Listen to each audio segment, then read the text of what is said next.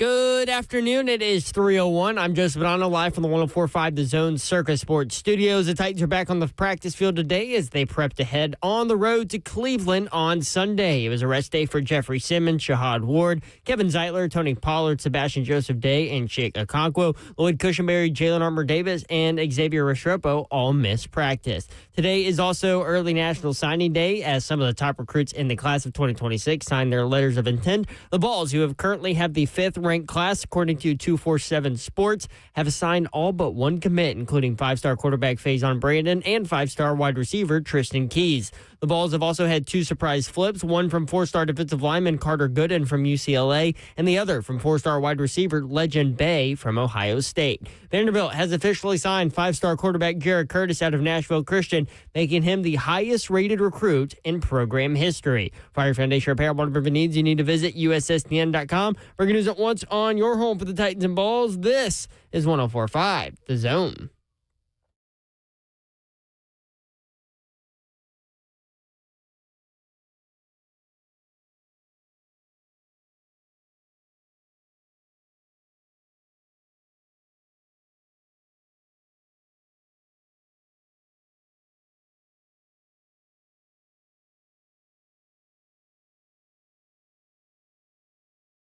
Three HL 104.5, this Zone Wednesday edition, which means Hump day. well done, Babs. You're nuts. Hump day. There you go. You can do it. Yeah, Babs is here, y'all. What up, y'all? Happy hump day.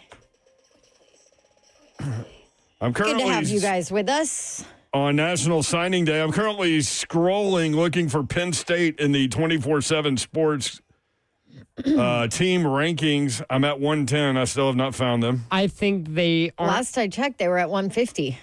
Last time I checked, they didn't have a number. They were so low. They did get You guys, what are they doing? They got a four-star quarterback, which gave them three players, and they popped up to 134 at one point. Now, let me see. I'm still scrolling. Disaster. Back to 150. Two commits. They lost another guy. They have two players, y'all. I bet he's going to Virginia Tech, too. Well, let me clear my throat. More than 10 Penn State recruits have followed James Franklin to Virginia Tech, including three-star cornerback Amari Polidor, who did that today, four-star linebacker Terry Wiggins, four-star edge rusher Tyson Harley, three-star defensive lineman Tavion Branch flipped from Penn State to Auburn. There you go. Four-star safety Matt Sieg goes from Penn State to West Virginia. So they're going all over the place. Vanderbilt did get Jared Curtis. We'll read his statement. It's pretty good. When he tweeted it out yesterday. Again, 3HL listeners, not surprised by that deal. We've been talking about it for about a week. Moved up 15 spots after landing Jared Curtis. Vanderbilt did. Clark Lee saying today that 20 of Vanderbilt's 21 signees will enroll early. Also, three-star wide receiver Owen Cabell from CPA flipped from Alabama to Vanderbilt to go along with Jared Curtis, who flipped from Georgia to Vanderbilt. Sorry. This is where we are. Vanderbilt flipping kids from Georgia and Alabama to Vandy. Tennessee flipped four-star athlete Legend Bay from Ohio State. You have a theory there? Because there were no rumors about that. Yeah, so he was committed to the Vols, and then a couple months ago, he flipped to Ohio State. But what happened within the last 24 hours? What had happened was... For Ohio State, well, Brian Hartline accepted a job at USF, which makes me think that one of their offensive recruits, a wide receiver, Legend Bay, who plays both ways, but I think he's more of a wide receiver, very fast, like track-like speed, came and flipped back to the Vols. The Vols also flipped four-star defensive lineman Carter Gooden from UCLA. They are currently ranked number 5 in the country, which would be by far Josh Heupel's best recruiting class. They are number 2 in the SEC currently, which again would be by far his best recruiting class. We'll see how they finish up. Defensive lineman J.J. Finch committed to Alabama and has not signed. Will decide between Alabama and Tennessee. So the Vols still waiting on that one. Lane Kiffin looking to flip four-star quarterback commit Landon Duckworth from South Carolina. 4-star wide receiver Corey Barber goes from Ole Miss to LSU. 3-star offensive lineman Ryan Murray flips from Ole Miss to LSU. 3-star wide receiver Kervin Johnson Jr. goes from Ole Miss to LSU. 4-star tight end J.C. Anderson flips from Ole Miss to LSU. So how many is that? That is some of the news today. Man, it's so hard to keep up with all these things. I mean, you expected that, right? Yeah, and it'll be worse than that. Also, when the portal opens, Yeah. look out. There's also one more commit Tennessee might have their eye on. It's a defensive end Jordan Carter. He's currently uncommitted, was committed to Texas A&M, but uncommitted. Currently does not have a designation as of right now. What position? He's a defensive end. Topic roster includes today. National Signing Day is today. We'll do our best to keep up with that. It's drinking from a fire hose. The latest college football playoff rankings are out. Did a deep dive on where we are there. So you have a limited number of possible moves, but there are possible moves. And you brought up yesterday 2 group of 5 potentially. Mm-hmm. That is definitely possible. Told you. If BYU beats Texas Tech. You told me I was crazy. I told you that I was impressed with your heart. That is true. That's actually exactly what you said. Yeah, Titans at Browns. Browns favored by 4.5. College football notes, ACC, SEC basketball challenge, and more. We've got all that coming up. Stay tuned. 615-737-1045 if you want in. Some of the schools that are ranked ahead of Penn State currently in the national rankings, thanks to 24/7 Sports. South Dakota State. McNeese State. Oh, jeez. West Georgia. I didn't even know West Georgia existed. I did. That's where basically most of my high school that couldn't get into Georgia went. Towson, UAB, Wow. North Dakota State, FCS Power, Army, ahead of Penn State, Columbia out of the Ivy League. Oh, my gosh. Congrats to the Fighting Paul Kaharskis. Montana, go Moonshine, ahead of Penn State. North Texas, who just flipped coaches the day before signing day. Montana State, sorry, Moonshine, Montana State is ranked ahead of you in recruiting. Montana State at 139, Montana at 141. Navy, Army and Navy both ahead of Penn State. Wow. Ball State, way to go, Blaine Bishop. Blaine, you kicking some NIL money in there? MTSU. Wow. Look at Derek Mason, man. Ahead of Penn State. Sam Houston, Eastern Washington, Akron, Air Force. So you've got 3 service academies ahead of Penn State. UConn, who Also flip coaches. just lost their coach. Missouri State, Harvard. Ivy League. Let's go Ivy League. 2 Ivy Leagues, 3 military institutions. What are they going to do? So a report Go from into the portal like no one's ever tried to go in the portal before. Yeah. So a report from On3 about an hour ago said that the top-level Penn State donors are pushing for Pat Kraft, who's the AD there, to promote interim head coach Terry Smith I saw to that. permanent head coach. How does Is Pat that- Kraft have a job right now? I don't know. He's had 2 months to find a coach. I mean, is that... Man, James Franklin's smiling, man. Apparently, Terry Smith How do is you not get on it? I have no idea. We talked about this the other day. Like, Virginia Tech came open, then Penn State came open. They've absolutely Shiano'd the bed. Yes. And they were not even mentioned on any of these SEC hires. Nope. Sumrall, not a single one. And everyone that they were mentioned Bullish. for has gotten extension so far. Jeff Brom, Yep. Sataki out of BYU. that was the big one. But that news only came out this week. Yeah. What a cool video. Like, you should have been on that prior. Sataki telling the team that he was Yeah. staying. You see how much they love him? I'm not leaving. He said, I'm not going anywhere. Yeah. Western Kentucky, by the way, number 80 in the country. They have 23 star players committed. That's pretty good. That's very good. By the way, who is their coach? Tyson Is he still there, Helton? Helton, yeah. He may get the Memphis job. He played at Memphis. Does he want that? I don't know. I saw a write-up about From Memphis. what he's been able to do it at Western Kentucky. I mean, and his offenses just roll, right? If you're an offensive guy, if you're a wide receiver, quarterback, you want to go there. It's plug you and want to play man. for that guy. Yep. Yeah. But and this is not a knock on Memphis. They certainly have more resources, more money, more all of it. But if I'm Tyson Helton, I maybe just stay put and wait for a bigger jump to a Power 4. Timing wise, man, once you get past signing day and It's hard. you have the relationships built with the kids that sign with you, that makes it really hard, right? Yeah. Here is from 24/7 Sports. Number 1 in the country currently, USC. Number 2, Oregon. Number 3, Notre Dame. Number 4, Alabama. Number 5, Tennessee. Number 6, Georgia. Ohio State at 7. Texas at 8. Texas A&M at 9. Miami at 10. LSU is 12. Oklahoma 15. Florida 16. So that's 8 of the top 16 in the SEC. Let's see what else. South Carolina 23. Just looking for the SEC schools right now. Mississippi State 27. They did get a 5-star player too, and a couple of flips. Vanderbilt at 30. Ole Miss 32. Missouri 33. Scrolling. Oh, they're your boys at Wake Forest 44.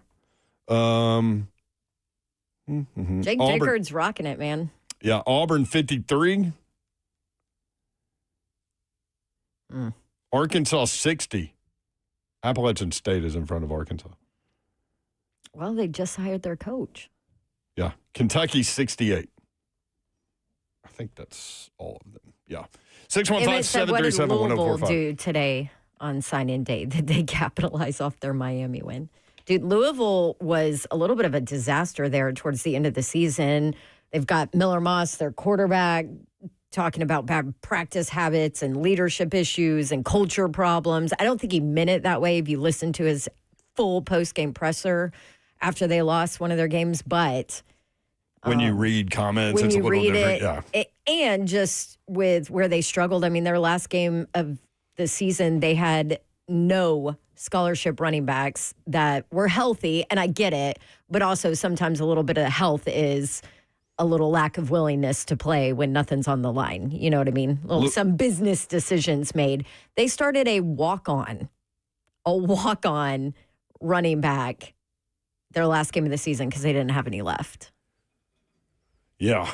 They're ranked 46. 46. They have 4 4-stars, 16 3-stars. With regard to Tennessee, Tennessee does get the signature from Faison Brandon, the number 2 rated quarterback in the country, number 2 player in the country, according to 24/7. Tristan Keys, the wide receiver from Hattiesburg, Mississippi, did sign with Tennessee. Number 1 rated wide receiver in the country. Gabriel Ascenda, number 5 rated offensive tackle in the country, signed with Tennessee. TJ White, number 4 rated linebacker in the country, signs with Tennessee. Joel Wyatt from Oakland High School in Murfreesboro, number 4 rated athlete in America, number 3 rated player in the state of Tennessee, signed with Tennessee today. We'll go on and on throughout the course of the day. How'd Signetti do? Very, very fluid situation. Good question. Zeph, do you have it pulled up? Give me 1 second. They typically don't recruit They were well. 31st. They got 7 4-stars, 15 3-stars, no 5-stars. They're ranked 31, right behind Vanderbilt.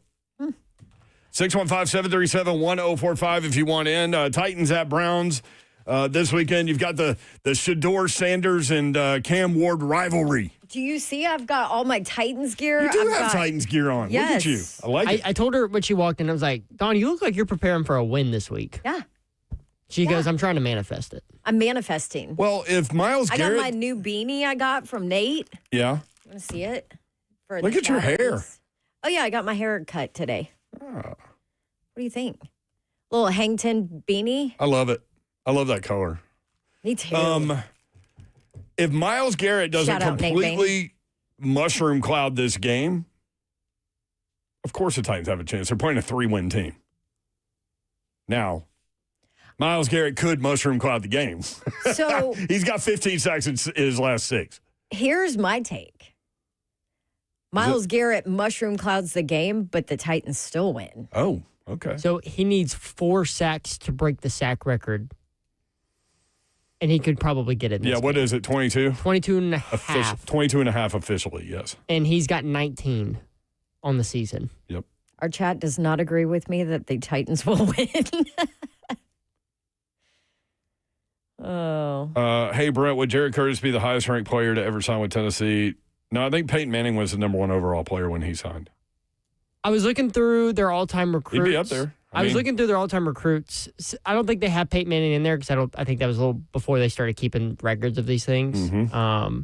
It was 1994. He would be up there. He'd be around there where Nico was at. I remember that. Like, I was at Tennessee when that happened, and Brent Hubbs was in my class, like one of my classes, and he got sent down to New Orleans on signing day. So we had a pretty good idea at that point. But, yeah, he was the number 1 overall player, if I'm not mistaken. It would make sense. Yeah, and depending on the service, Jared Curtis is either number 2 or 3. I think I saw one that had him number 1 in a composite. Oh, yeah? So, well, certainly the biggest gift for Vanderbilt and an indication that they are not going to slow down. We're in a world where Vanderbilt has a 5-star commit, but Florida State, Florida, these type of schools don't. Yep. 615-737-1045. Richard in Springfield wants to talk about the Titans. Richard, what's up, man? And I have the keys to the game for the Tennessee Titans against the Cleveland Browns. And right. Number 1 key to the game is that you have to double the special teams on defense. Number 2 is that Cam Ward will be stunning and will throw to Xavier Westbrook 400 times for a touchdown, for 400 times. And then the last key to the game is to have J.C. Latham catch a ball. And then the fourth thing is that Tony Pollard and Julian Chestnut will be sidelined, and we will have a running back from the practice squad to start the game. And also, there's a reminder that the thing is that the Tennessee Titans need a win. So the Tennessee Titans fans needs to help the Tennessee Titans win in a huge rally to help the Tennessee Titans win. Love you, Richard. Thank you, brother. Appreciate it. Thank you, Richard. J.C. Latham to catch a ball. I would love to see that. I would love to see it. Can he block first? By the way, if you look at the analytics, J.C. Latham is getting a bad rep, but like 2 games ago, he had the game where he had the 5 penalties or the 4 false starts. He also allowed only 1 pressure the entire game. Last week, he only missed 2 blocks, according to one analytics report I saw. So J.C. Latham catching it for sure. Yeah, he's definitely getting clipped on social media. Yeah, definitely. Richard always has interesting little breaking Richard tidbits. But Restrepo, I'm all for that if he were not hurt. Yeah, his ankle's kind of He got carted off. Yeah. That's a shame for him. He did not practice today. And that's a little tease for the practice report that we can do coming up next. Let's definitely do that. You can watch the show live, YouTube, Facebook Live, Twitter, and Twitch. Twitch, please. The F&M Bank chat is open if you want in there. That's a good way to communicate with the show and some of our family members. 3HL is powered by Spring Hill Heating and Cooling, springhillac.com.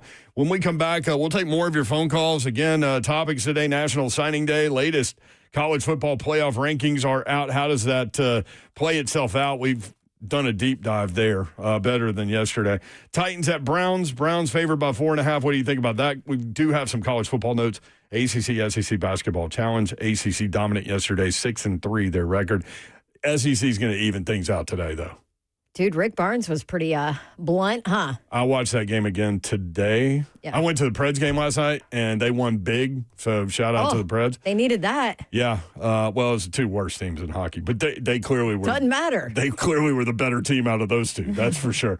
But we appreciate those guys. And then I was going to go home and watch the Tennessee game, and here comes Zeph with man, that loss sucked, or whatever you said. I just said tough loss. Tough loss. Yeah, I was like, crap. I knew not to click on that. But I did. But I watched it today. A very ugly game. I can see why Rick Barnes was frustrated. Tennessee was still with the shot to win with Jalen Carey with a little 5-footer that didn't fall. But, yeah, that was a great win for Syracuse. They needed that. Tough loss for Tennessee. But Tennessee's in Nashville on Saturday to play Illinois, 7 o'clock at Bridgestone Arena. You going? I will be in Cleveland. That's right. You will. All right, 3HL 1045 this home.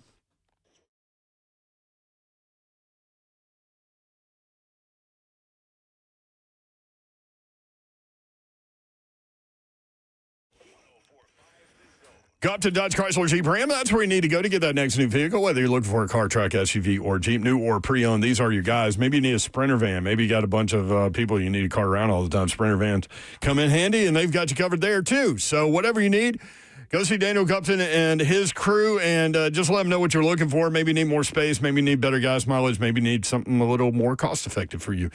I don't know, but let them know, and they'll point you in the right direction. You take your test drive. You go inside. They will help make the numbers work. They'll get the deal done, and it'll be that easy. 3450 Tom Austin Highway in beautiful Springfield, Tennessee. Just about a 30-minute drive from downtown Nashville to the best vehicle buying experience you will have ever had. Check them out online. GuptonMotors.com is the website. All the dealership information is there. Address, phone number, inventory, new and pre-owned. Tremendous pre-owned selection. All the deals they have going on in the month of December. Close the year out right with a new vehicle. Gupton Dodge Chrysler Jeep Ram, 3450 Tom Austin Highway, 30 minutes from downtown Nashville. That's Gupton Dodge Chrysler Jeep Ram.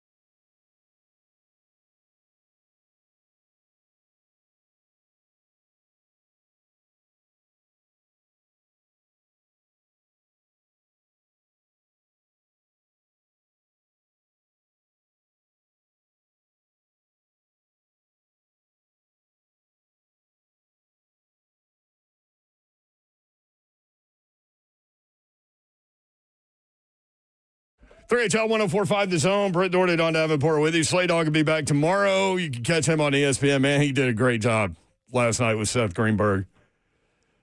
Greenberg put on a headband. Only Slay can get that to happen. Yeah. It was fun. It looked like he had a great time. So anxious to get him back in studio tomorrow, and we'll get that done. From Eggy Bop, real quick. He sent me a story today. And the headline, Babs, read, Oh, boy. Raccoon passes out on Virginia liquor store bathroom floor after drunken rampage. Wow. That's right up our alley right there. So here's what happened. The raccoon fell through the ceiling tile onto the floor. Then he got into like the bottom level of liquor, and it was primarily gin and vodka. Huh. And so there were broken bottles. There was liquor pulled up on the floor. And so, like, when the guy got to work, actually, it was a lady, when she got to work, she noticed, like, the ceiling tile out, all those broken bottles and liquor on the floor. And she was like, what in the world is going on? And so she started to look around. She goes in the bathroom, and there's the raccoon passed out. Like, she opened the door, raccoon didn't budge. Oh, bless He his didn't wake little up. heart. I'm He'll surprised be he's still, hurting tomorrow. I'm surprised he's still alive. I mean, the guy, drunken rampage. Oh, man. 615-737-1045. Daryl in the borough says, how can Babs hear? Just kidding, Babs. Love you. I got my beanie on. She does have her beanie on. National Signing Day. Something that Zev was pointing out. Tennessee has the number one wide receiver signed, Tristan Keys, in the country, 5-star. And then they've got 2 4-star receivers signed. Legend Bay, who's number 7, so 2 of the top 7 receivers in the country. Tyreek King, a 4-star, ranked number 53 in America from 24/7 Sports. And then Salezi Moa has been listed as they have a separate category from commits to hard commit. He's been listed as a hard commit for a while. 4-star player, number 15, number 5 receiver in the country. Plus, I mean, they got theoretically, you've got Mike Matthews and Braylon Staley coming back. You've got freshmen on the roster that couldn't get on the field this year. Rodarius Jackson, Travis Smith Jr. Yeah, Heupel's going to have he's going to have a hard time keeping all these guys. Yeah, There's play all no of way them. they all stay. Not in this day and age. And Heupel's Heupel's more of an NFL coach. Like, he doesn't get the depth chart out there.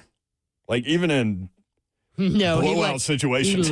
No, he does not. He likes his oars, and he likes playing his starters. Big Bowie says, it's Tennessee going to the Music City Bowl. No, I think it's ReliaQuest Bowl or the Gator Bowl. Those are the 2.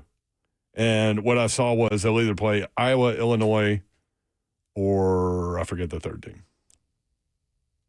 It wasn't like some flashy thing. But, yeah, that's kind of where they are. Iowa would be fun. It feels like they play Iowa in a bowl game like every It's either 2 years. Iowa or Purdue. Uh-huh.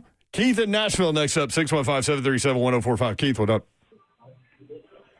Hey, they talking about fire Heupel after the game that didn't win anything. So I disagree with that. You think Tennessee should fire Josh Heupel? Not yet. I'd give him till 2030. Oh, 2030. Okay. Dude, that's like 5 years. Thank you, Keith. We'll talk with you in a few years. Appreciate that. That was kind of random. I'm calling for your head in 4 years. In 5 years. Yeah. Huh. That was interesting. Yeah. I was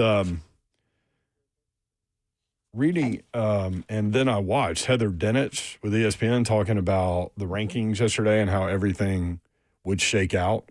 Yep. And she's on it, man. As much as anybody in the country, she's on it. So I'll share with you what I learned from her in just a second, Babs, and get your take on it. Okay. I know you've seen it too, but you've got the Titans injury report. Yes, I do. First one of the week. First one of the week. So a lot of guys resting today, including Sebastian Joseph Day, Chika Okonkwo, Tony Pollard, Jeffrey Simmons, Jahad Ward, and Kevin Zeitler. Cornerback Jalen Armour Davis did not practice today with an Achilles. Safety Kendall Brooks was back at practice today. He missed last week with a concussion. Lloyd Cushenberry did not practice again, missed Sunday's game with that foot injury. Chimere Dike was limited with a quad. Amani Hooker was designated as a full go, but is dealing with a rib injury. And Shai Tuttle was back as well, dealing with a concussion. Thank you, Zeph. And I do not have the Browns as of now. But I do know that they did activate Deshaun Watson's 21-day practice window today, which is interesting. Yeah, I heard about him. that. Yeah, I did too. I was like, wait, what? I heard, who told me that? Bert. Bert told me. Yeah. No way he plays this year, right? No. I don't think so. No. Like, they've got to ride it Why out would with you play? Shador, right? Oh, yeah. At this point. You know, it's funny. When he got drafted and he fell in the draft and all this, and he was the second quarterback the Browns took, remember us saying and having this conversation, what a good fit for Shador, where he actually will get a shot. And here we are. And all of that pre-draft stuff between Cam Ward and Shador Sanders, now we get to see both those guys start against each other It's almost in like Cleveland. there's a script. Yeah. Zeph. Just I see saying. what you're doing there. Just saying. Well, Almost like the NFL planned this. Babs is convinced that we live in the Matrix and that We things do. are kind of scripted out, I guess. We do. It's all fake. Lorenzo, not Lorenzen Wright, R.I.P. Lonzo Wright, Heupel to Penn State. No, we talked with Chris Lowe about that. Heupel himself knocked that down. And he talked to Heupel, who knocked it down. Yeah, not interested. So there, yeah. Where are we going? College football. Heather Dinich. Let me start with this though before we go there. Which one of y'all sent this story about Pavia and President Trump? Darn. Was that you, Babs? Probably. It was From Darn. On 3, Vanderbilt quarterback Diego Pavia. Diego. He was at the Preds game last night, actually, sitting on the glass. Calling for President Donald Trump to sign an executive order to expand the college football playoff to 16 teams. I love the madness. Pavia, look, we've said all of the good things about him and how much fun he is to watch and the competitor and all those things. But, man, he loves him some him, too. Oh, yeah. He wants you talking about him. Because that's never going to happen. I mean, that's how he rolls. That's never going to happen. But you put that out there, you know people will talk about it. Man, Diego. But like, what is Donald Trump going to do? Nothing.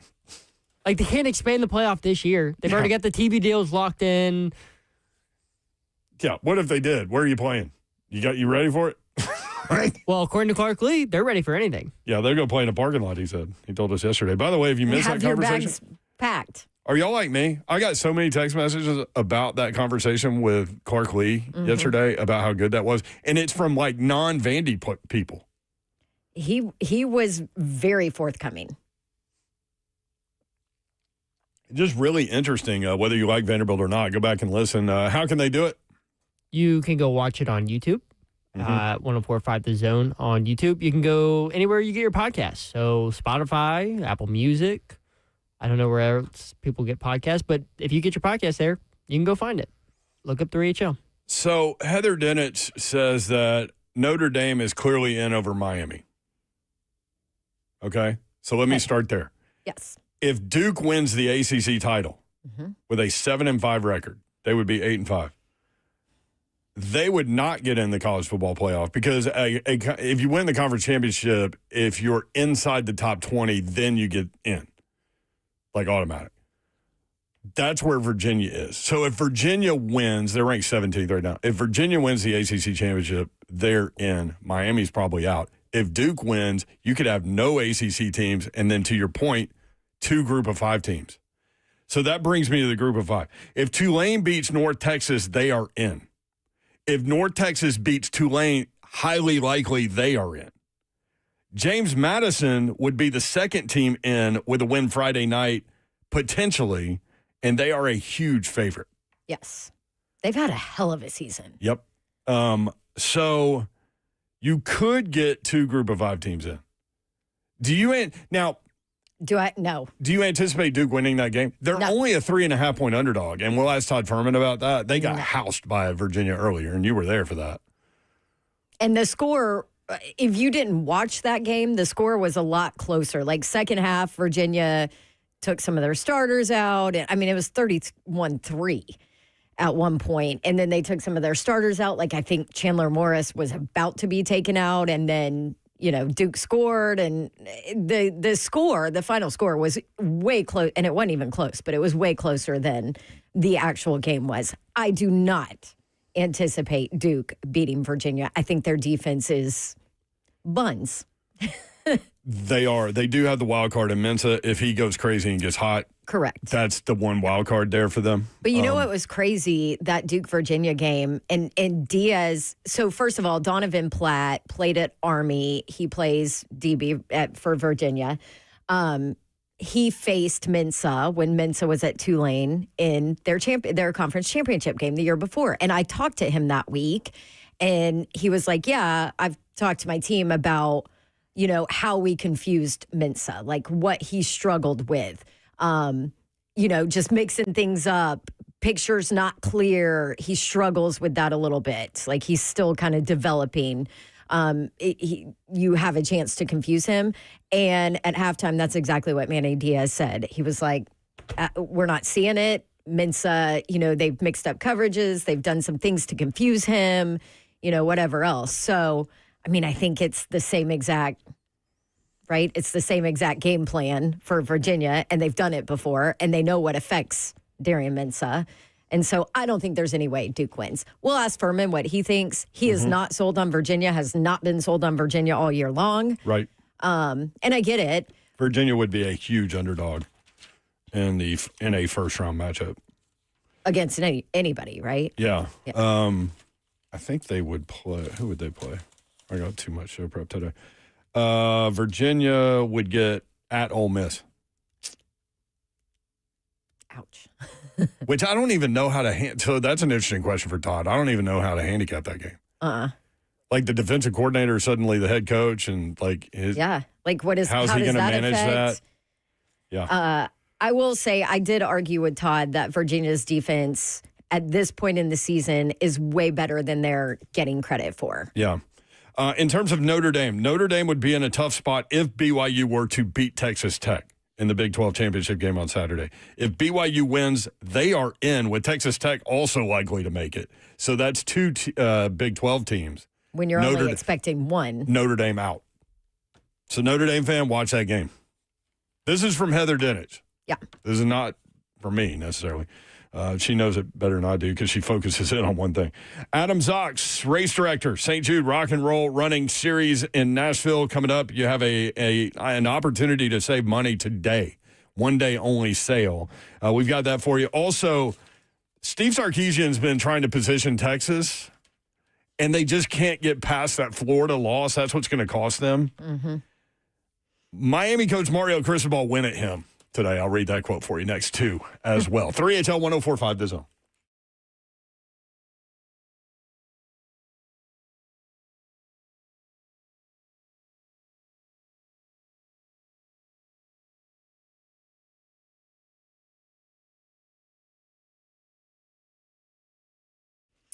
Aura Frames. Write it down, put it in your phone, spell it right, AURA Frames. It is the answer to every single holiday gifting moment. Never struggle again to find the perfect holiday gift, especially for family members that maybe don't live close. Maybe you have kids, you have dogs, maybe you're doing house renovations. You want to make sure that your family members that don't live close can keep up with it all and see everything. Well, that is exactly what Aura Frames can give you, the perfect gift.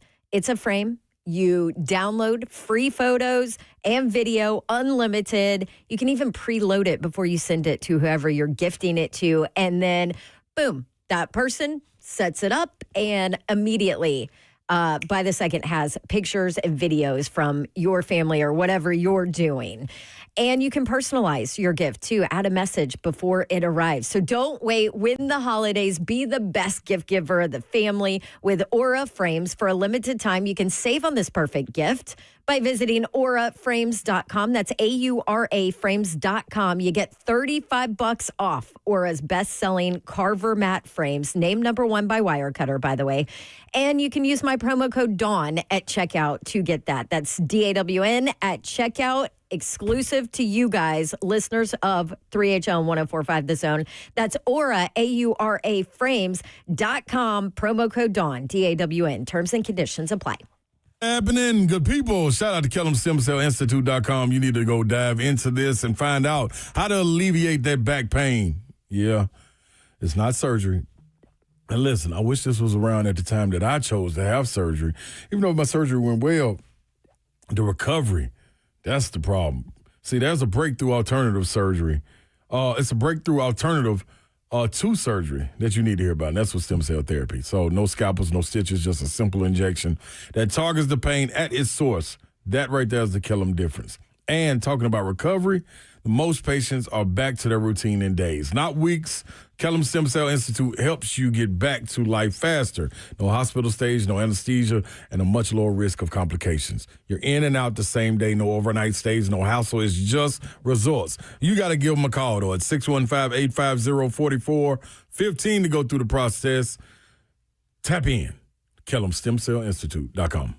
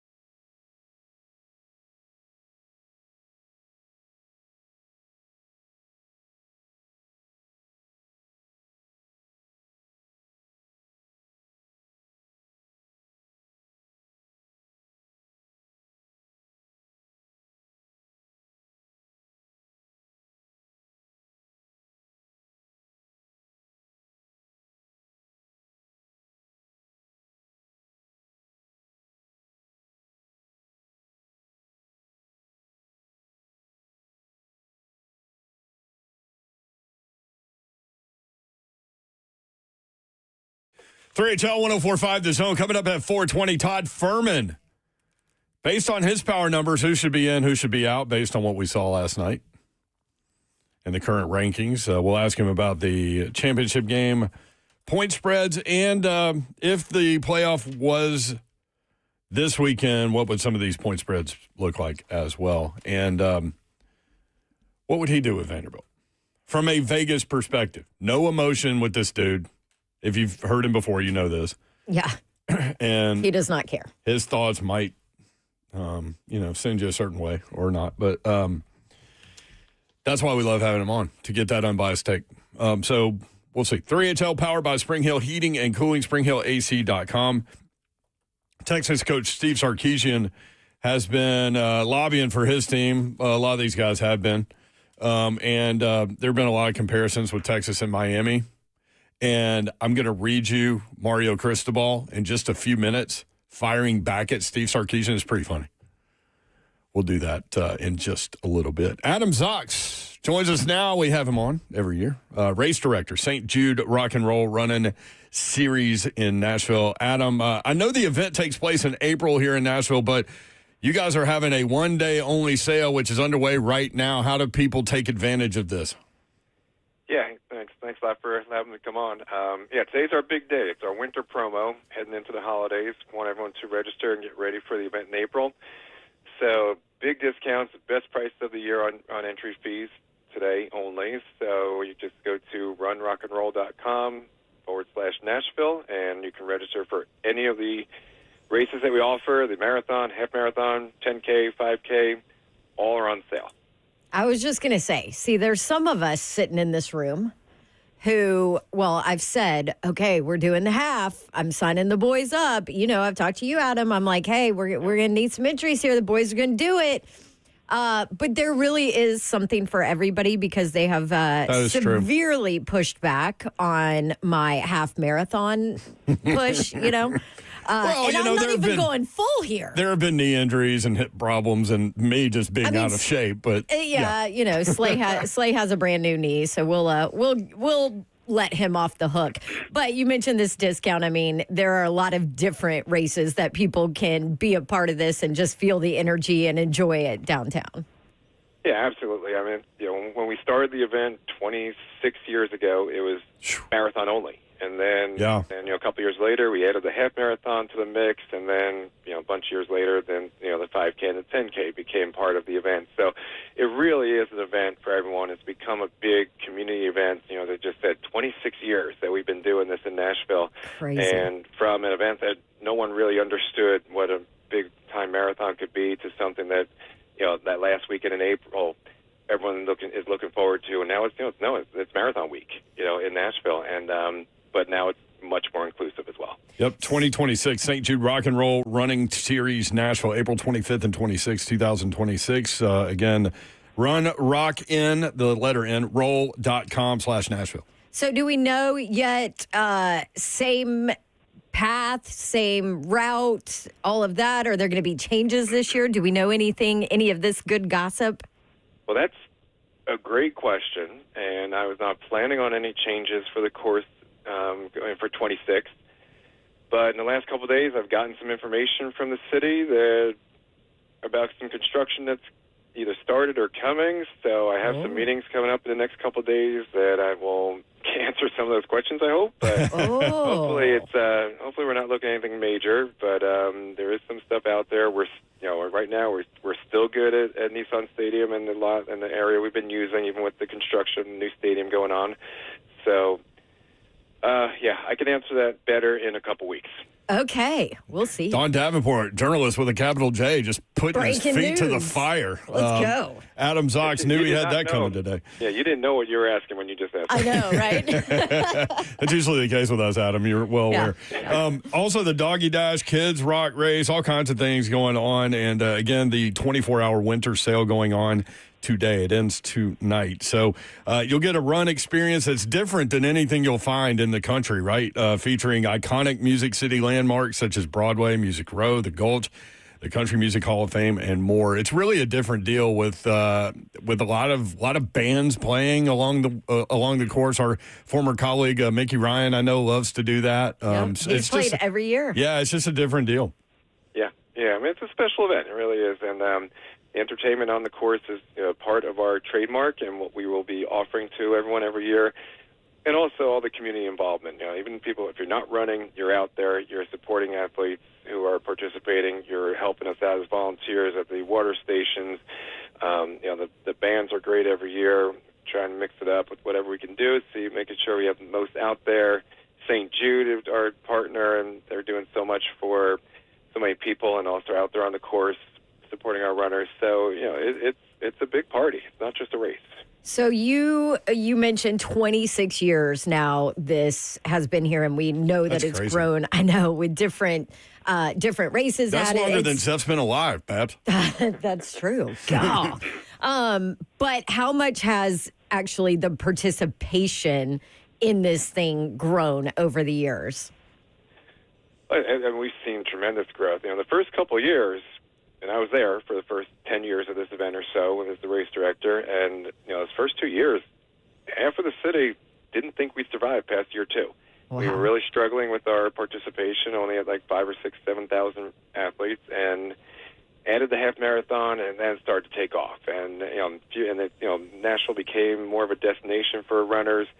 Groups were coming in, and it just became really something to do and more accepted. And next thing we knew, we had over 30,000 runners, and we've been able to maintain those kind of numbers. And we're still about a 25,000 runner event. We'd like to see it continue to grow and get back to the heights that it had pre-COVID. And it's funny, we don't even think about COVID anymore, but we still have impact from that. And but yeah, I mean, it's annually 25,000 runners who are participating and coming out to see Nashville. Adam Zox, Love race director, 24-hour winter sale going on right now. Again, you can check him out, check the deals out. Run Rock and Roll, the letter N, runrockandroll.com/Nashville. Thank you, Adam. Always great talking with you, my friend. Thank you so much. Thanks, Adam. There's Adam Zox. Yeah, that'll be a fun event. I did stand on the course one time and watch the runners go by. That is a cool thing to do, too. And a lot of people just do that, just to support the runners, which is cool. I've done 3 halves Congratulations. here in Nashville. That's enough for me, you and Slay. Way to go, teammate. No, we got to do it again. Way Come to go, on. teammate. Come on. Miami coach Mario Cristobal said this to Brett McMurphy on Texas coach Steve Sarkisian's criticism of Miami's late touchdown against Pittsburgh. Quote, that's funny. We had one common opponent. Florida dominated Texas, a team that we beat convincingly 26-7. That settles that debate, end quote. Straight gangsta. I would like to see, I think this would be a great idea. Like the 4 teams that are battling to get in or whatever. A play-in? No, but all play in bowl games. Like those should be the first bowl games announced. 100%. So if that Miami would and Notre be Dame awesome. don't get in, maybe you replay them. Or have Vanderbilt play Notre Dame. Have Vanderbilt play Miami. Have Vanderbilt play the ACC champ if they don't get in. Have Vanderbilt go play in Notre Dame. I love that idea. Like Clark Lee told us yesterday, we'll play anybody. We'll play in the parking lot. Tell me, He said we'll go play at Miami. Jeremiah Love versus the run game of Vanderbilt between Pavia and Sean Alexander. No, not Sean Alexander. Sean Alexander. Whoa. Wrong, Cedric Alexander. I'm like, sorry. how far back we going Wrong here? Alexander. My Wrong bad. decade. He's from Kentucky. Went to Alabama. Yeah, Sean my Alexander. bad. Good job, Zeph. Yes, Dynamite it would drop be in, awesome. Monty. Cedric, not Sean. It would be awesome, though. We all do it. I tell people all the time, man, this microphone is on and live 15 hours a week, and there's no telling what's coming out of our mouths. No telling. And what comes out of your head, and you get mixed up when you talk fast. Projected college football playoff, as of right now, according to Heather Dinich, it would be Tulane, the 12 seed, at 5 seed Oregon. We'll ask Todd Furman at 420 what that point spread would be. 9 seed Alabama at 8 seed Oklahoma, rematch there. What would that point spread be? 11 seed Virginia at 6 seed Ole Miss. 10 seed Notre Dame at 7 seed Texas A&M. Another rematch. So potentially 2 rematches there. But we'll ask him about that. Also, would Vanderbilt be favored over Oregon, Oklahoma, Ole Miss, or Texas A&M? Should they be in over Notre Dame? What would that line be on a neutral field? So a lot to get to. Interesting college football nuggets with Todd Furman coming up at 420. 615-737-1045 is the number, 615-737-1045. Some interesting college football notes. Players leaving. Well, they can't until January 2nd, but they can tell you that they're going to. And some of that's going on. We got that for you next. 3HL 1045 The Zone.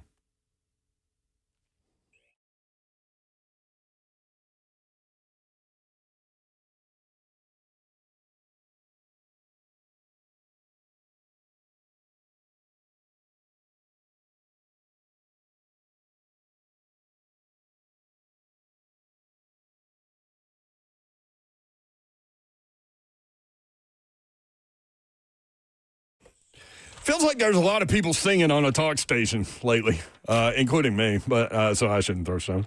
But yeah, that was funny. Coming up next, also Coach Mack talking Titans football. Thanks to our friends at Two Rivers Ford. Maybe you go to a friend's place and maybe he's pumped to watch some NBA games.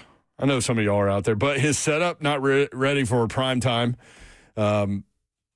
Maybe you thought he was a big Hoops fan. Maybe he thought he was a big Hoops fan. Turns out you got fan fish. If you call yourself a sports fan, you got to have Xfinity like me. And I can imagine that you can imagine the NBA all in one place made easy.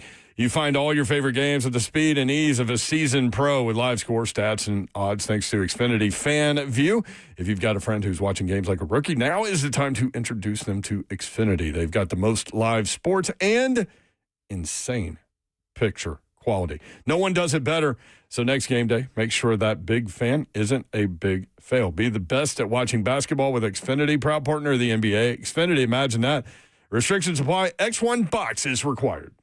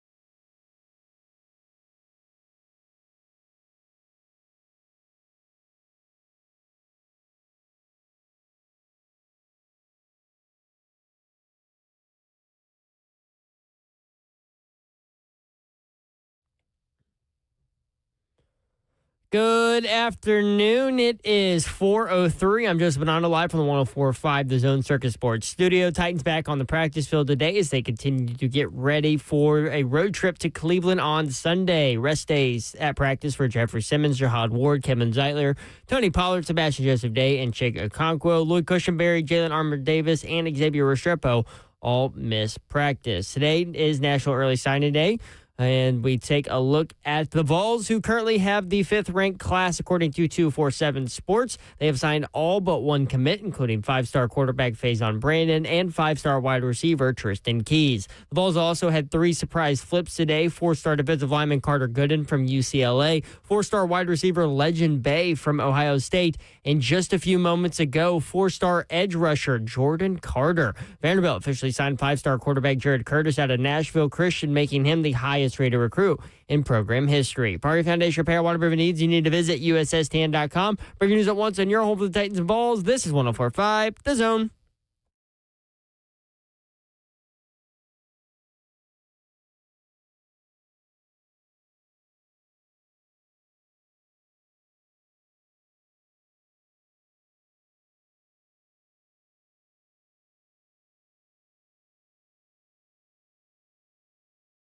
HL 104.5 The Zone. Brent Doherty with you on a beautiful Wednesday in the Music City. Babsy is here in her Titans gear. Let's go. I got my Titans beanie from, what is it, Hang 10. I got my awesome warm Titans sweater that we need because, I don't know if you know, it's cold out. I would love to see you surf at some point, speaking of hanging 10.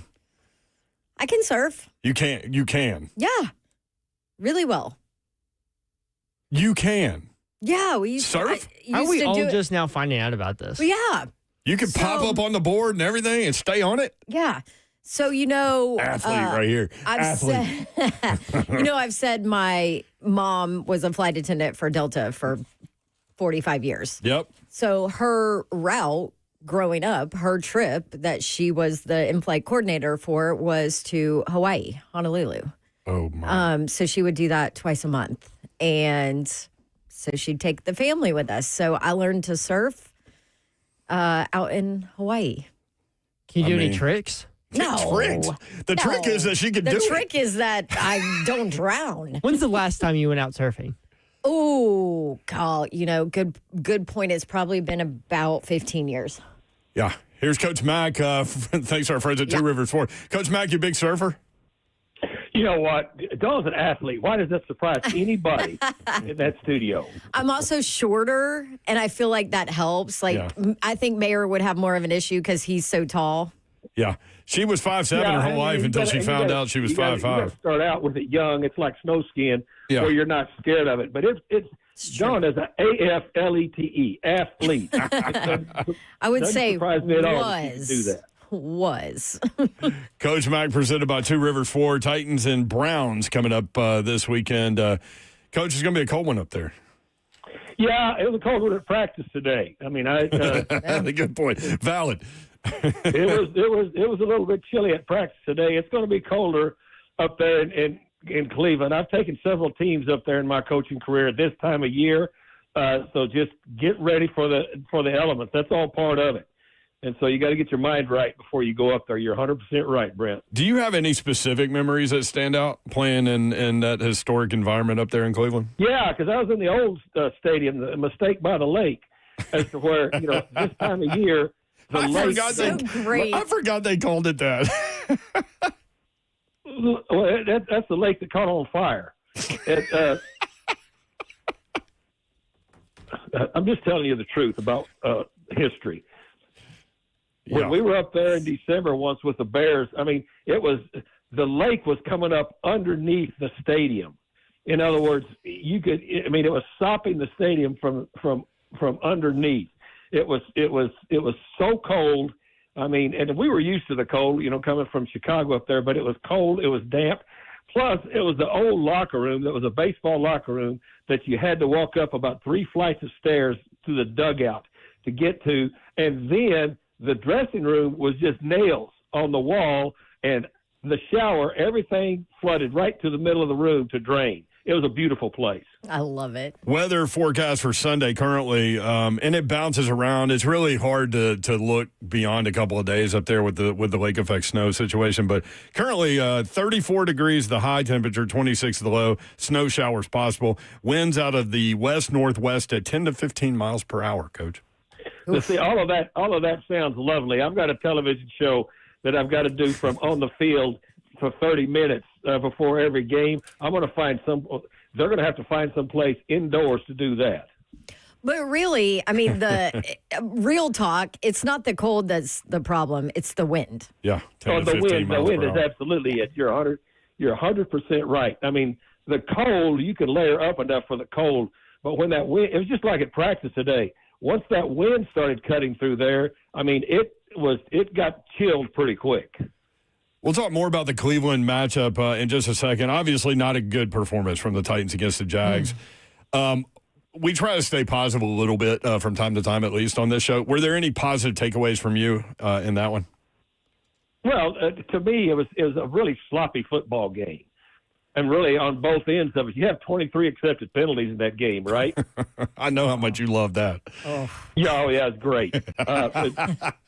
10 from the Titans and 13. So neither team was playing a real clean game.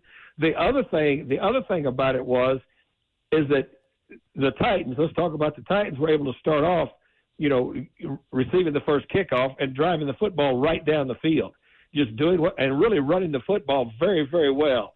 Stall out in the low red zone, kick a field goal, and then after that, have a really hard time moving the football. And then they gave up 2 explosive plays, against a cover 3 coverage, and then turn the ball over. And then all of a sudden, you're struggling from behind, and you've got a 3-score separation. And then everything that you planned on doing really kind of goes out the window because now you're trying to hurry up to catch up. Coach Jim DK, another long return. Could have been longer. The NFL saying they messed up. How special can that dude be?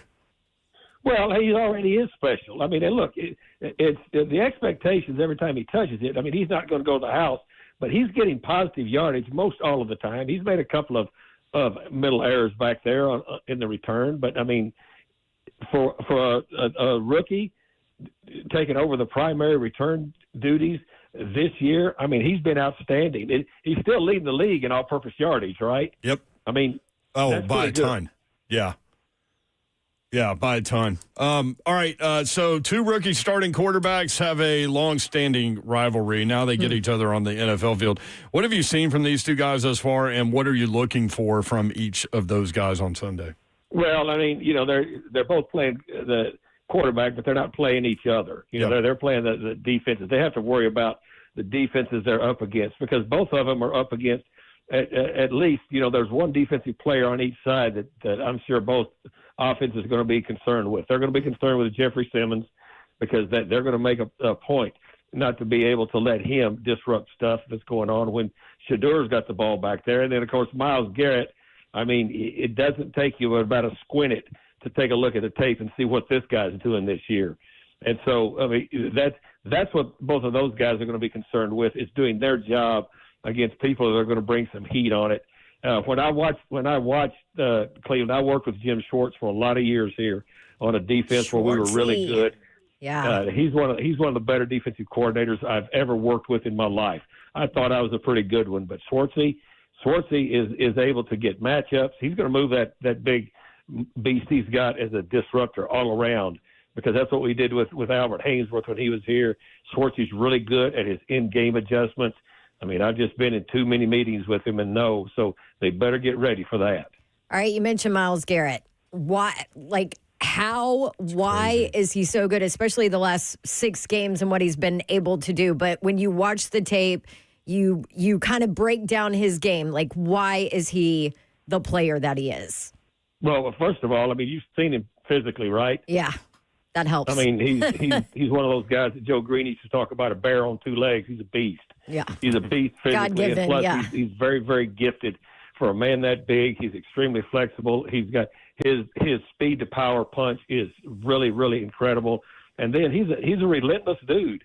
He really is, and since he's been there with Jim Schwartz has used him in a lot of different areas. I mean, he's right now his pressure rate is historic.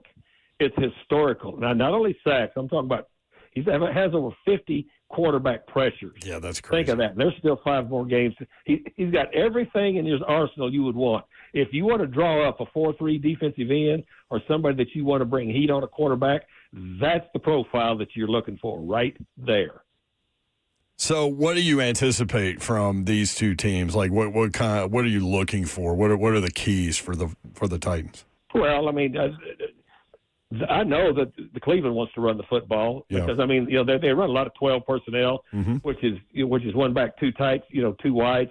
Their 2 tight ends are really good football players, and so we're going to get a lot of 12 personnel. They want to run the football with Quinshon Judkins and then protect that young quarterback, with play action. He's a good play action quarterback.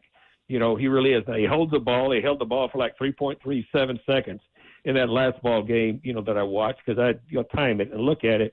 But they give him a lot of protection with the run game and also by playing 12 personnel. So I look for them to do the same thing when they're going to take shots. Jerry Jeudy was their receiver last year. He doesn't have as many targets nor catches this year because those tight ends get most of the stuff through the air, especially with a rookie quarterback. And the Titans have got to find some way not to be able to stay into third and double digits, because if you are against Schwartz's defense, third and double digit, take it from me, I've been in those game plan meetings. It'll be a problem. Coach Mack, presented by Two Rivers Ford, every Wednesday at 4 o'clock here on 3HL. Thank you, Coach. Guys, my pleasure. See you, Don. They should not be surprised that you could do anything athletically. See you. Thanks, Coach Mack. Surfing. I don't know if I could do it nowadays, but my body. I told you I walk up and down the stairs, and it sounds like glass is like crushing. I heard it's your my knee. Knees. I heard your knee pop the other day, and I don't even think you moved. I know. It's weird. awful. Todd Furman coming up next. We'll talk about the conference championship games coming up, point spread wise. What does it look from a sports betting perspective? Also, how would Vegas do the college football playoff format right now, and does it align with where we are? Would Vandy be favored over some of these teams? Should they be in over Notre Dame? Things like that. Coming up next, stay tuned. Todd Furman on 104.5 The Zone. Furman.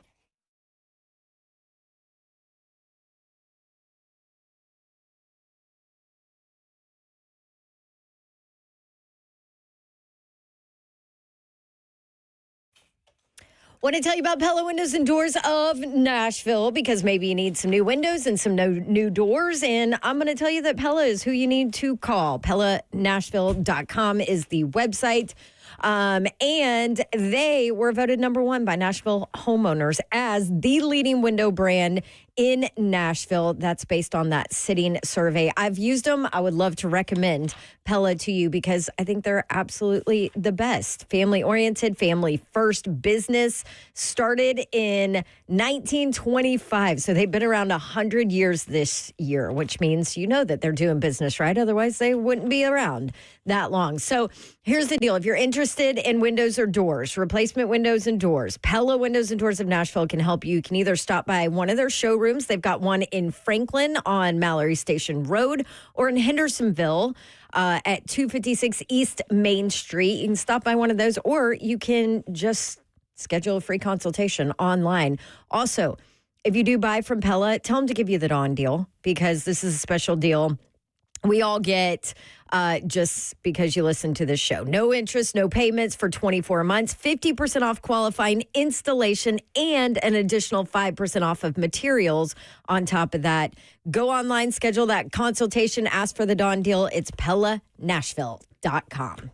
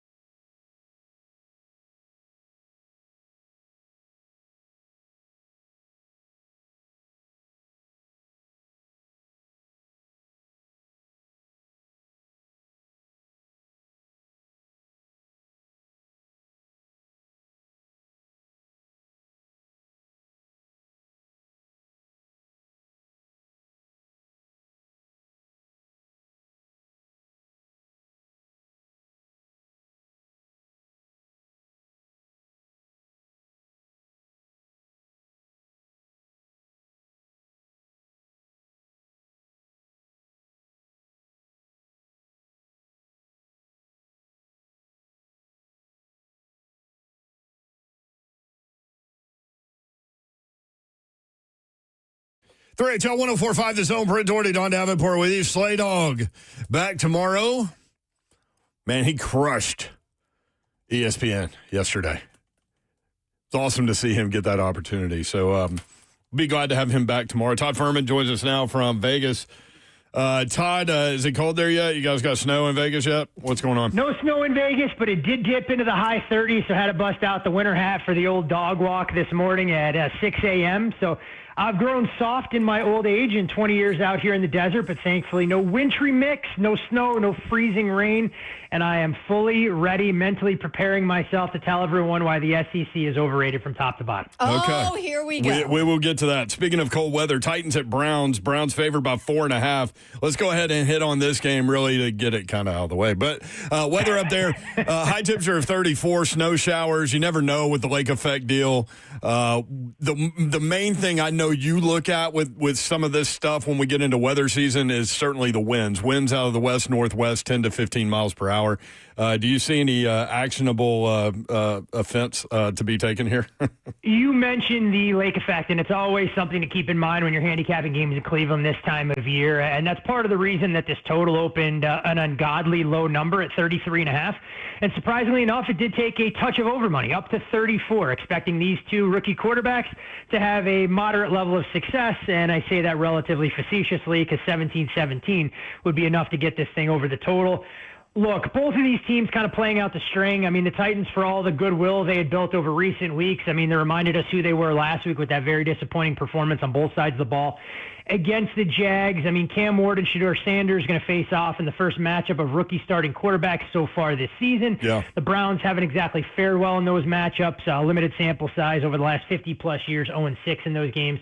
And, of course, what everyone should be paying attention to, Myles Garrett on the defensive side matched up against the Tennessee Titans offensive line. If I had to get involved in this game, and thankfully I don't, I would gravitate more towards taking the 4 with the Titans just because I have zero confidence when it comes to laying over a field goal with Cleveland in what could potentially be ugly, ugly weather conditions, even though the Browns have the much better defense. Look at you.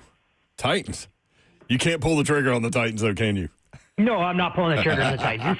This is a game where I have limited TV inventory to watch all the early kickoffs that I will not flip to one time all Sunday morning, and that includes taking a spot even below the rung that is the Miami Dolphins on the road at the New York Jets. I got you. All right, championship games coming up this weekend. Big 12 championship.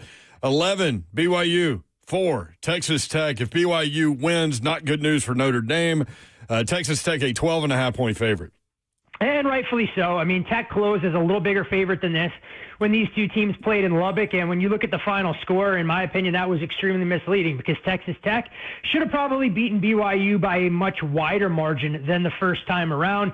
Of course, BYU gets a little bit of good news this week in the off-the-field situation with Kalani Sitake signing an extension, all the powers that be in and around Provo rallying to make sure that they could keep their boss in charge of the program. I just don't know where BYU goes for offense against this Texas Tech defense. So much of what they want to do is predicated on the ground game, which opens up some opportunities for Bear Bachmeier and that passing attack. But Tech is going to win the battle in the trenches on the defensive line. And if BYU is forced into known passing situations, I'm not sure even on a fast track down there in Arlington, things end well. I'm real close to where the market is, though, on this game. I don't see a ton of value and upside backing a Tech team that just has to win to probably secure, one of the top 4 protected seeds. This total a touch high. I do like this BYU defense and the fact that they make you work to move the football down the field methodically. But if I really had to get involved in this one, I'd be looking at the BYU team total under 17.5. I think the Cougars will be hard-pressed to score more than 17 points in this contest. All right.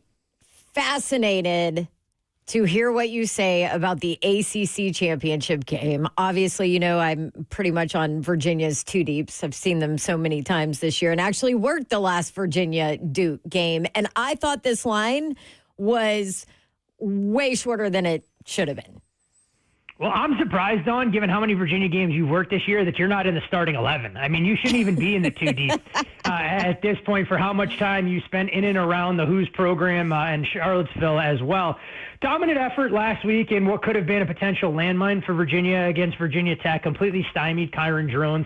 And that's the thing that's really stood out about Virginia down the stretch. It was a team that had some defensive shortcomings earlier in the year, but they've gotten much better on that side of the ball. And that's kind of really opened my eyes. You look at what they've done this season, 10-2 with their only loss since early September, coming in that ugly game against Wake Forest that they dropped 16-9. But they've been able to really bottle up their opponents. You dig into the schedule they've played since the middle of October, have not allowed more than 21 points in any of those contests. Now, Duke does have a little bit of revenge, having lost that last meeting 34-17. This number opened under a field goal, immediately got bet up. Look, I'm not going to sit here and make a huge case for Virginia laying the 3.5 in this particular spot. Do I believe they get the home cooking from the ACC officials? Oh, no doubt about it. I'm putting my tinfoil hat on that if there's a 50-50 call, it's going the way of UVA here, not leaving anything to chance. If the weather holds up, and it looks to be pretty promising in Charlotte, I think both these offenses will be able to score. So I'd be looking to go over the total, and I think Virginia's team total makes a world of sense. This Duke defense somehow brought Wake Forest offense to life last week, and I'm not sure it's going to get much better for them this week against Chandler Morris and company. It's unfortunate that game is going on at the same time as the Big Ten championship. Number 2 Indiana, number 1 Ohio State. Terrible planning. I think it's actually fortunate, so none of us have to watch the ACC championship. But look, the bottom line is this, Dawn, as the deputy assistant commissioner in the ACC, you should have been in their ear about a month ago telling them that they needed to default to the college football playoff rankings as their way of utilizing a tiebreaker to get Miami into the championship game opposite Virginia, instead of getting a Duke team there that already has 2 losses against G5 opponents in UConn and Tulane. Oh, that's right. It is 2 G5. Oh, man. Interesting. Duke's not going to the playoff. I know maybe Diaz is out there politicking. Duke ain't going to the playoff under any circumstance unless the committee really partakes in shenanigans, and maybe John Shire takes over and brings Carlos Boozer Jr. to try and join the Blue Devils. Dude, I bet he could play better DB than the Duke DBs. It wouldn't take much than what we've seen from Duke's stop unit over the last month. Yeah. Wouldn't take much. Big Ten championship tied, number 2 Indiana, number 1 Ohio State. Ohio State favored by 4.5, 7 o'clock on Fox. What do you think? Significantly more fascinating game, although when you look at the dynamics in play here, what's really at stake? Unless one of these teams loses by 3 touchdowns, I don't see either one of them falling out of a bye. Right. So in my opinion, while it's 1 versus 2, is there really that much on the line? But I look at the trajectory of these 2 programs, and while it's ridiculous to say, I'm going to say it anyways. Ohio State, in my opinion, is poised for a letdown in this spot. They put so much energy and emotion into beating Michigan last week that I think of all the games they were going to play before the playoff, that one meant a hell of a lot more. Whereas for Indiana, I think winning a Big Ten championship announces their full-blown arrival. Yeah. And while I don't say that lightly, it means that much more given how they bowed out unceremoniously last year in the playoff. I don't think Ohio State cares one way or another if they win this game. And that's me talking, not having inside information, not knowing what the players are saying. But if I have anybody wearing scarlet and gray that's even remotely close to being dinged up, I'm erring on the side of caution. I'm keeping them shell for this game so we can go out there and defend, as national champions, knowing that we've already beaten Michigan. So it's rare you get to a conference title game and you say one team is on potential letdown alert, but that's exactly how I feel about Ohio State. I don't love Fernando Mendoza and what I've seen over the last couple of weeks, but the only way that I could look at betting this game would be taking the points with the Hoosiers. I really believe Coach Cignetti is going to empty the tank and try and do everything he can to give Indiana the number 1 seed headed into the college football playoff. Interesting. SEC championship tied, a rematch, Georgia and Alabama. Bulldogs favored by 2.5, 3 o'clock on ABC. Doesn't seem to matter who's on the other sidelines coaching the Crimson Tide. Kirby Smart has a blind spot. Hasn't been able to get through this program other than in, of course, the all-important national championship game. Believe the record now is 1-7 against Alabama for Kirby. This number, I think, is extremely fair with Georgia, a short home favorite. Normally, you would give them a little bit of a bump for home field advantage, but I have to imagine Alabama fans are going to travel to this particular venue. And if you're Kirby, you probably loved the lethargic effort you got in this same building a week ago against Georgia Tech, because you get your players' attention, you have revenge working in your favor, and you have a chance to build a little bit of momentum going into the college football playoff. I personally laid a little bit of money line with Georgia in that minus $1.20 range. I didn't show a huge edge, and maybe I fell victim to a bit more narrative than anything else. But quite frankly, I haven't loved what I've seen from Alabama offensively in recent weeks. I do think the defense is trending up, and they deserve a world of credit. But a bounce here or a bounce there last week against Dawn's alma alma mater, and suddenly we're talking about Alabama not just missing the college football playoff, but not even being in the SEC title game. So this Alabama team, for me, feels a little bit vulnerable, and I do think Georgia can win the game. But I make the game, right in that range where we're sitting at a juice 2.5, heading to 3. So I don't think you're stealing anything, despite the overall conviction I have that Georgia is the better football team trending in the right direction this late in the season. Todd Furman, our guy in Vegas. Todd, the projected college football playoff as of right now, but just kind of looking at what Heather Dinich has put out there. But 12 in the first round, 12 seed Tulane, obviously that can change. At 5 seed Oregon, 9 seed Alabama, at 8 seed Oklahoma, 11 seed Virginia, at 6 seed Ole Miss, 10 seed Notre Dame, at 7 seed Texas A&M. So a couple of rematches there. Would Vegas offer a different bracket than the committee gave us at this point? For sure. And I think, when you're trying to set up the most compelling matchups, it's no disrespect meant to Tulane or North Texas, but neither of those teams deserve to be on the same football field as any of the perennial blue bloods that are up there right now. And the way things are trending from top to bottom, I'm all for the G5 having one representative out there. I think the biggest problem that I have right now in the field is all of this discussion around the bubble. And given the fact that when we have this dialogue around the NCAA tournament, and I wish Slay was here to try and comment, we're worried about teams, 65 through 70 and who's going to get in. But we don't ever think we're leaving a team that can win the national championship out of the playoff mix. I legitimately feel that we're going to leave a team, whether it's Notre Dame or Miami, out of the playoff, that if things broke the right way, have a legitimate chance, given the parity we've seen, to go out there and win the national title. I have both of those teams inside my top 6. And to put things in perspective, if Tulane is able to upset North Texas as a short home underdog in that spot, they go out to Eugene to take on the Ducks. Tulane would be a 22.5-point underdog in the college football playoff. So little to say, the folks at ESPN and ABC that get to have their primary pick for that Friday night game and the early game on Saturday, plenty of folks at Turner are not going to be thrilled with the money that they've spent if they end up with Tulane in one of their games, and no disrespect to Dawn's favorite college program in the entire country, Virginia, playing in the other, because if Virginia draws one of the big boys as well, let's say Virginia against Ole Miss, you'd be looking at Virginia Ole Miss with the Rebels factoring in home field advantage just shy of a 2-touchdown favorite there. Wow. So really, if I actually am surprised you wouldn't say that it's more. Yeah, how do you handicap Ole Miss at this point? I think that's a great question, and it's one where I'm going to have to do a lot more reading as we get closer to figure out exactly how the players are responding to Pete Golding, who, again, I don't know what goes on behind the scenes, but I thought it was a curious move by Ole Miss to name him the full-time head coach now. Same. Why not make him an interim? And if the players don't respond, you give yourself a convenient out to go out there and find another head coach. But different discussion for a different day. And Charlie Weiss Jr. staying around at least gives them a little bit of continuity on the offensive side. So I think that creates a little bit more compelling matchup. And I wouldn't be running to lay points with Ole Miss, even against a Virginia team that I've sat here and made fun of, because I do think the underdog in the form of UVA, should they hold serve against Duke, becomes a team that's quite dangerous, almost like Arizona State last year in the playoff, that has absolutely nothing to lose, has a quarterback that's willing to take games over and throw caution to the wind. So I think that would be a mildly intriguing game. But this may surprise some people as well, and I'm not sure it's going to sit all that comfortably with Vanderbilt fans. If Vanderbilt were to play Ole Miss this weekend on a neutral, I make Vanderbilt a 1-point favorite in that game. Oh, my Lord. There you go. There you go. That just changes the dynamic there. I know the committee slid Ole Miss up. I'd make Texas still a favorite over Vanderbilt and Ole Miss, but it just goes to show where the SEC, yes, they have a tougher strength of schedule because they've beaten up on each other, but this SEC, for me, feels a lot different than what we've grown accustomed to in the past. We don't have a dominant NFL caliber defensive line at Alabama or Georgia. Right. We don't have quarterbacks on some of those primary teams that we think can take over games. Look, Gunnar Stockton, Trinidad Chambliss are nice pieces. The same thing I'll say about Marcel Reed. But you look at A&M and you start to unpack what they've done. This is still a team that got down 30-3 at home against South Carolina.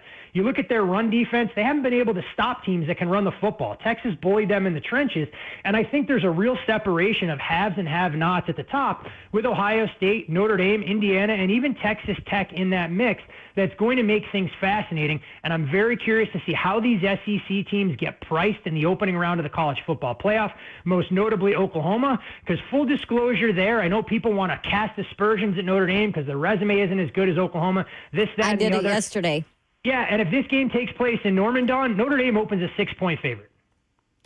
Really?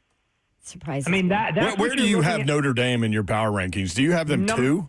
I have them 2. I have Ohio State is the only team that's better than them. And I know people look at the head-to-head, which I know I joked with Dawn about multiple times over the last couple of weeks. But this is an Irish team that doesn't even look the same now at this portion of the season than what they did early in the year. And people will go head-to-head matters. I'm not going to disagree with that particular assessment. But let's look at the things that Notre Dame was dealing with in their 2 toughest games of the season. C.J. Carr had not taken a snap, had to go into a true road environment, and you can make the case that that was the most electric that Miami Gardens has been all year for a Miami game. Again, it doesn't mask the deficiency in the fact that Notre Dame lost on, 47-yard field goal. Fast forward to their second game against Texas A&M. If the officials call a hold like they should have on 4th and 11, Notre Dame finds a way to beat A&M, and we're not even here having this discussion. Since that point in the season, C.J. Carr has taken a step forward as a quarterback, will most likely open as a favorite or co-favorite in the Heisman race next year.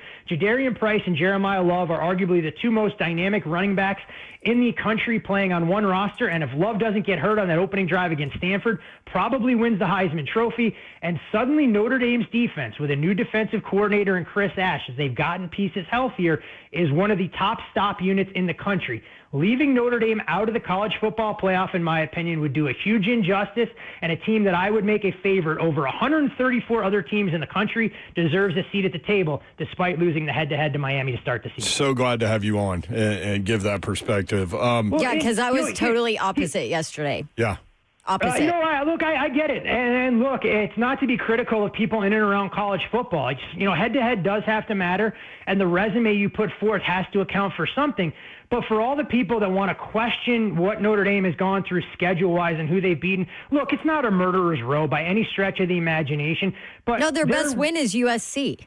It is, and they did the same thing against USC at home in inclement weather that Oregon did, and yet people love an Oregon team. When you go through their resume, sure, they finished with one more win. Oregon's best win this year came against 2, either USC at home or Iowa on the road where they needed a drive in the final 2 minutes. I think a lot of people get stuck on some of the strength of schedule, but you have to dig into who these Big Ten teams and SEC teams have played along the way. And that's where you create the huge imbalance, and sometimes the optics don't do it justice. Look, Notre Dame could go out there if they do get into the playoff and lose their opening game. There's no doubt about it. But that's a team that showed last year getting to the national championship, beating Georgia and beating Penn State with a team that I would power rate 4 points lower than this current edition of Notre Dame, I think creates a real problem. And look, I get why there's so much disgust for Notre Dame and what this program has meant. The fact that they're not in a conference all works against them. But they're one of the best teams in the country, and that's my opinion. We'll see if we get a chance to see it play out on the football field. What would a Vanderbilt-Miami line be on a neutral field? So I'm looking at Miami, who's now power rated, inside my top 10. You can make a case plus or minus a point. You throw a blanket over Miami, Alabama, A&M, and Georgia. They're all separated by about 1.5 points. Miami over Vandy on a neutral for me. I make the Canes a 2.5-point favorite. Okay. Now, I don't love the matchup if that was the case for Vandy, because I do think Miami has the kind of NFL caliber rush ends that would make life miserable for Diego Pavi, and I think Vanderbilt's corners, have some issues. But from a true power number standpoint, I would be right around a field goal, a shade less in favor of the Hurricanes. So if Duke were to win the ACC championship game and James Madison wins on Friday and they're a 23.5-point favorite, James Madison could get in. You guys were talking about potentially having 2 group of 5 teams in. If James Madison got in and played at Ole Miss, what do you think that point spread would be? So I make James Madison a 4.5-point favorite against Duke if those 2 teams were to play one another. When I look at JMU right now and how they power rate, assuming I didn't make any adjustments based on where they are now versus where that number will go, I'd make them a 12.5-point dog. I would love the opportunity to grab JMU plus 14. Because quite frankly, JMU would have a massive advantage at the head coaching spot. I know Bob Chesney has 1 foot out the door headed to UCLA, but I think JMU would throw enough wrinkles and be a very difficult matchup that would surprise some people, that you would see some sharp money come in on the Monarchs there, or I should say the Dukes, catching the points against Ole Miss if it was right around 2 touchdowns. The only other potential, at least as of right now, a game that we really haven't hit on is another rematch, 9 Alabama at 8 Oklahoma. How would you break that one down? So Oklahoma, I've actually dropped in my power ratings over the last couple of weeks, given what we haven't seen from this team offensively. I mean, a busted play against Missouri gives them a little bit of separation in that spot. A busted play against LSU. And this Oklahoma defense is elite. It's a top 4 stop unit in the country, probably top 2 if you want to make the case, behind only Ohio State. Problem for the Sooners, since Mateer returned from injury, they're outside essentially the top 100. I know I say that facetiously. I'd have to dig into fully exactly how I want to rate that offense, but that'd be the weakest unit of any offense or defense outside of the 2 automatic qualifiers that were in the playoff. Right now, I make Alabama a 3.5-point favorite on a neutral against Oklahoma, but if those 2 teams were to play in a playoff game again, just set the over-under at 35.5, and the first team to 14 might win that game. Kale on YouTube, Todd says, he doesn't say, he writes, as a diehard Notre Dame fan, Todd just about made me cry happy tears. That explanation was outstanding. He also said, can you ask what Todd thinks Notre Dame needs to happen this weekend to solidify their spot? Needs Texas Tech to win, and they're in. Yeah, right? Texas Tech winning is the first domino, and the one thing that nobody else wants to talk about, they need Alabama to lose. And the reason I say that is because that gives the committee the opportunity to move Notre Dame up a spot, slide Alabama down. I don't think there's a scenario where Alabama misses the college football playoff unless they lost by 50 against Georgia. But what you could do is you can make Notre Dame 9. You can make Alabama 10. You could say, you know what, BYU lost by 2 touchdowns to Texas Tech. Keep them 11, keep Miami 12. And it would get them out of putting Notre Dame and Miami next to each other and defaulting to that head-to-head. So I think if you're an Irish fan, Texas Tech is no doubt the first domino that has to fall in your favor. And then you prefer Georgia to take care of Alabama, so Alabama could slide down in the rankings as well. Love it, Todd, man. You hit a lot of things there. Is there an NFL game that you like that we only hit one, but is there an NFL game you like? And it was not the most exciting. I think the game to buy low on, and this is going to be scary, is to back the Minnesota Vikings with a cheap money line price tag at home against the Commanders. Look, I don't expect Jaden Daniels to return from injury. It could be wrong here in that assessment, which will make getting into the market at this point a little bit problematic. But you go through the schedule that the Vikings have played, and I know they haven't looked good on offense, and that's probably an understatement given what we saw last week. But this is finally a breath of fresh air for a team since their bye week, guys, has played an absolute gauntlet of NFL teams, including the Eagles, the Chargers, the Lions, the Ravens, the Bears, the Packers, the Seahawks. This is the first bottom 10 defense that they're going to face in the Commanders. I think Minnesota's home field advantage makes a difference here. J.J. McCarthy, with an extra week to heal up, goes out there and puts up a crooked number. So that would be the direction that I'd be looking in that game. Love it, Todd, man. Great info, man. Really appreciate you, as always. We're very thankful for you. Hope you had a great Thanksgiving, and we'll talk next week. Thanks to you and everybody else. Hey, one last thing. Also, for all those folks out there that have been pushing for Miami in the head-to-head, I would just encourage them to check where a couple of prominent media members happen to go to college, and that may change the dynamic of why they're pushing so hard for Miami to get in over Notre Dame. Let's leave it at that. Furman. Little singer on the way out. Thank you, Todd. I like it. Always a pleasure, guys. Yeah. He'd be good at the little murder mystery dinner theater thing. Yeah. Like Todd would be great at that. Man, that was some incredible info right there. And the take on Notre Dame, glad we got that. That was good stuff. All right, appreciate you guys listening. When we come back, a former Tennessee quarterback will look for his 4th school. That's next, 3HL.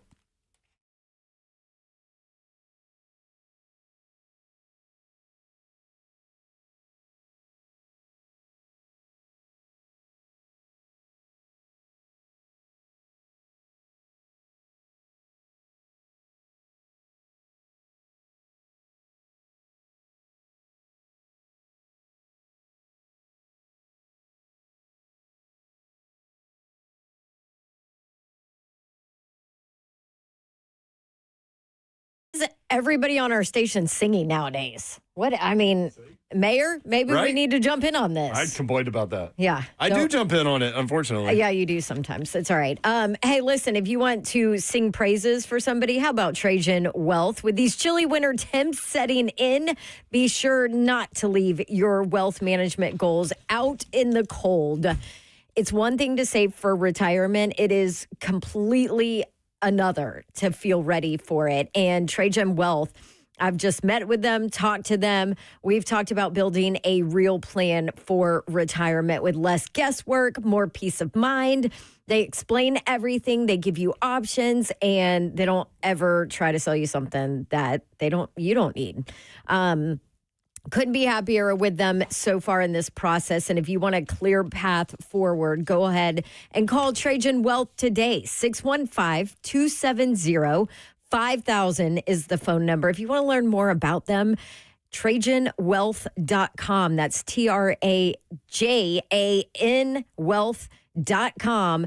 Give them a call and let them be your partner in your financial wealth journey. That's TrajanWealth.com. Advisory services through Trajan Wealth LLC, SEC registered investment advisor. Client paid advertisement. Additional disclosures at TrajanWealth.com. What's happening, good people? If you've been out there thinking about testosterone, or if you've noticed that you're getting a little older, maybe more tired, not motivated to do anything, well, it's not just the aging. It's a physical and mental change that your body's going through. Testosterone can actually help. So Synergix and Low T Center have teamed up to become the MVPs of testosterone replacement therapy. They've been changing the lives of men across the country for over a decade since starting. A lot of other players have entered the field, but they can't stand or hold a candle to Synergix and Low T Center. They're the pros that provide you with the most medically driven, results-focused, and winning approach to restoring the quality of the patient, their lives, through hormone care. So real patients tell us every single day they got the energy back, doing better than ever. At work, the wife, they're loving it. So newlyweds, that's how you feel again. Get to crushing it, people. Understand that it's not just for men, the women too, man. You feeling a little tired? Just go get it checked, I'm telling you. All you got to do is book your appointment at trtmvp.com. That's trtmvp.com.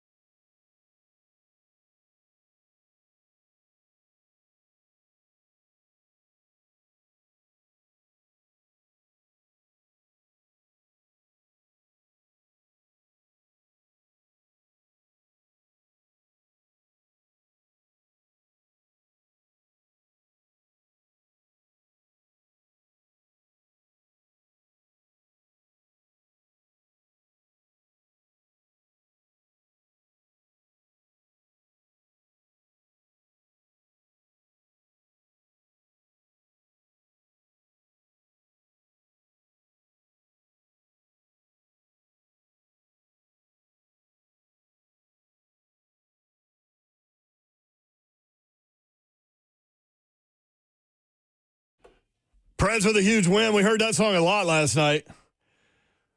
Dude, they were up 5-0. I was like, boy, we're having a good old time in here. They had to show out for you guys. Stamkos with 1,200 points. Not all in one night. That would be a record. Is it even possible? No. 615-737-1045 if you want in. We can take your phone calls the rest of the way. No guests the rest of the way. Fun show, man. Appreciate you guys listening. Appreciate you guys participating. You can join the show live on YouTube, Facebook Live, Twitter, and Twitch. Twitch, please. That's where you can communicate with some of the members of the 3HL family. It gets a little spicy in there sometimes. Topic roster today, moving into the 5 o'clock hour again. National Signing Day is today. The latest college football playoff rankings are out. How does that look? Could we get 2 group of 5 teams in? Titans at Browns. Browns favored by 4.5. College football notes, ACC, SEC basketball challenge. We haven't hit on that yet, but we certainly can. Former Tennessee and Indiana quarterback Taven Jackson is going to enter the transfer portal again, leaving Central Florida. Scott Frost taking over down there. Year 1, not great. 5-7 overall, 2-7 in Big 12 play. There's a line in Grosse Point Blank, which is one of my favorite movies, and you love that movie. I would encourage you to watch it. Yes, I do. There is no maybe I'll watch that tonight. No, there's basketball. Vanderbilt and SMU tonight. But anyway, Lady Vols in Stanford. Lady Vols in Stanford. There you go. Tough one at UCLA over the weekend. Ooh, they got Lady Vols whooped. Yeah. You can never go home again, Open, but if you do, you can shop there. Taven Jackson, he started 11 games for the Knights. He threw 10 touchdown passes and 8 interceptions. Played 2 years at Indiana, 1 year at Tennessee. He was actually the first quarterback Josh Heupel signed at Tennessee. Really? Yep. By the way, I received a note Okay. from a longtime Vanderbilt football season ticket holder. Yes. He wrote, "Good football costs money." He said, "I've had 4 tickets near midfield and a parking pass next to the stadium for a long time. This year, the cost was $1,475. Next year, it's $3,010. Whoa. Listen, Cost of doing good business, baby. you got to pay Curtis now that he just flipped. This is what that comes down to. You got to pay the 5-star coming in. That is a big price tag, too, from what I hear. Is it? Oh, man. I mean, to flip from Georgia, Yeah. 2 days before. How about Vandy fan, man? I mean, we talked about it 2 off seasons ago. They're coming off a 2-10 record, having lost 10 games in a row, 9 straight SEC games. And then, like, if we had sat here and told you, "Hey, don't worry, Dawn already knows. She's got a little crystal ball, and 2 years from now, y'all be 10-2, trying to get in the college football playoff with a potential Heisman Trophy winning quarterback." No way. What ass was Everybody she laughed smoking? at Clark Lee. And Yeah. on signing day or right before, you'll flip a guy from Georgia and a guy from Alabama to Vanderbilt. Including a 5-star quarterback. 5-star quarterback. Who is, in some rankings, the top quarterback Yep. in the country. I mean, you could have just stopped at 5-star. Yeah, right. I mean, highest rated player ever, not close Yeah. to Not- sign not with even Vanderbilt. close. Not even close. Is this her first 5-star? Yes. Dude, what other 5-star? I know. There might have been one in like early 2000s. I don't know. I think Langston, I don't they've even- had 4-star players Yeah. for sure. I think And Langston they've Patterson had was a 4-star. transfers that Mhm. either fizzled out somewhere where they were before and then ended up at Vanderbilt. But Tim Olmstead, I remember that guy. He was a quarterback from Florida that transferred to Vanderbilt. I don't remember that guy. Yeah, well, it's been like 15 years. Okay. That's probably why. I mean, I think my dude Hy Lewis was maybe a 5-star player. No, Hy's a great dude. And, When did they he was a start the quarterback. star system, though, too? That's the other thing. Yeah. It didn't start till later. Yeah, that was after Hy, so Hy could have been up there. That's for sure. What up, Hy Lewis? All right, if you want in, we've got 3 lines open, 615-737-1045. To the phones we go next, 3HL 1045 The Zone.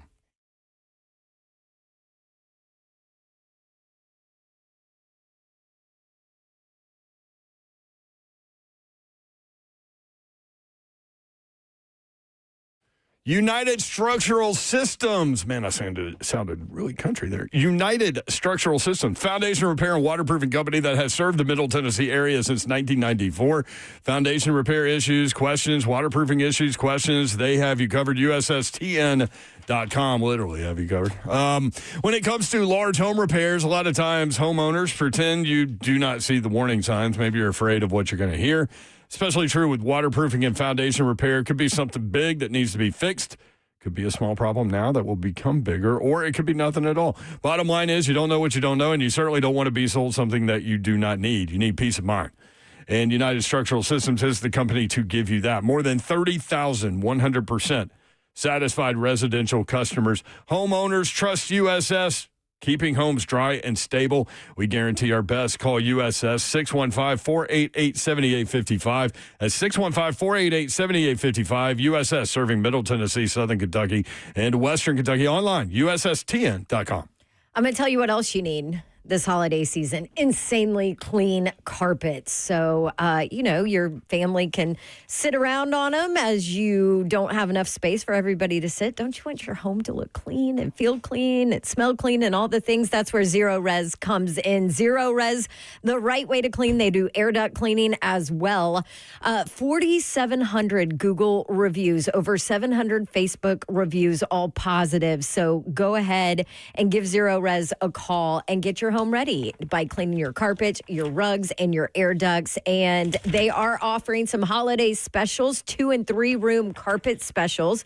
Tell them Dawn sent you and let them get you hooked up on that. 615-535-9376. You can book online at ZeroResNashville.com. That's Zero Res. You spell it backwards or forwards. It's the same. The right way to clean. And don't forget to ask about air duct cleaning.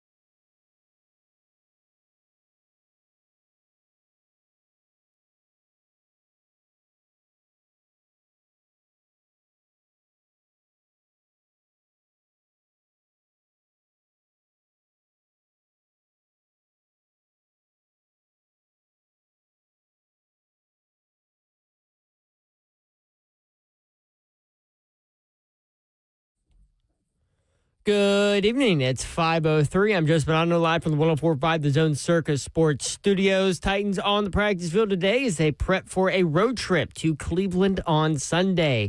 From practice, it was a rest day for Jeffrey Simmons, Jihad Ward, Kevin Zeitler, Tony Pollard, Sebastian Joseph Day, and Chika Okonkwo. No Lloyd Cushenberry, Jalen Armour-Davis, or Xavier Restrepo for the Titans. National Early Signing Day was today. The Vols, who currently have the 5th-ranked class, according to multiple outlets, have signed all but one commit, including 5-star quarterback Faison Brandon and 5-star wide receiver Tristan Keys. The Vols also had 3 surprise flips, including 4-star defensive lineman Carter Gooden from UCLA to Tennessee, 4-star wide receiver Legend Bay from Ohio State, and most recently the 4-star edge rusher Jordan Carter. Vanderbilt also officially signed 5-star quarterback Jared Curtis out of Nashville Christian, making him the highest-rated recruit in Vanderbilt program history. For your foundation repair, waterproofing needs, you need to visit USSTN.com. Breaking news at once on your home for the Titans and Balls. This is 104.5 The Zone.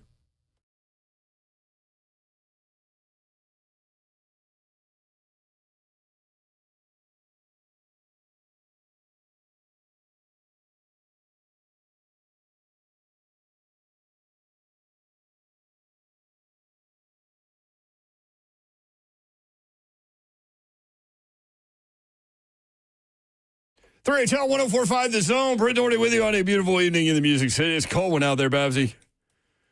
Don't remind me. Glad you got your Titans knit hat there. That's right.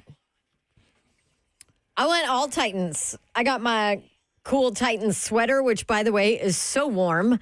Yeah? Yes. That's good. Yeah, this gear is from, people keep asking me, it's from Hang 10, like Tennessee. Hang TN. Oh, that makes more sense. Hang TN, get it? Mm-hmm. Yeah. That's how we got to you surfing. That is how we got to me surfing, yes. Babs, for those These that don't are know, all the things. because I didn't know, Babs used to surf in Hawaii. Did. I used to ice skate as a kid in Texas, too. Damn, you've done things all over the country.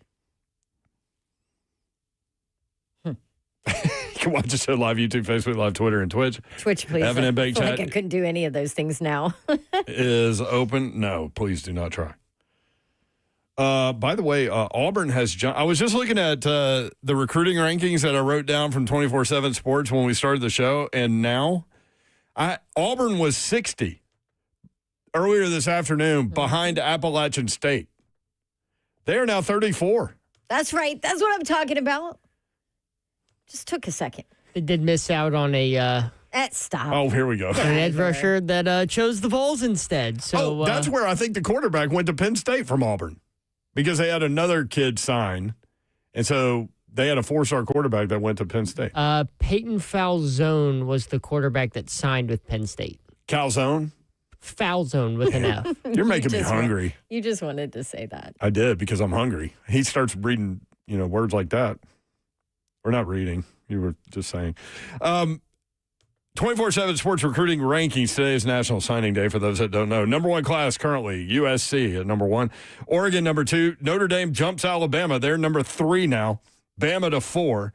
Tennessee jumps several places from 8 to 5. Tennessee now with the 5th rated class in the country, right behind Alabama. Georgia is at 6. Ohio State 7. Texas 8, Texas A&M 9, and Miami 10.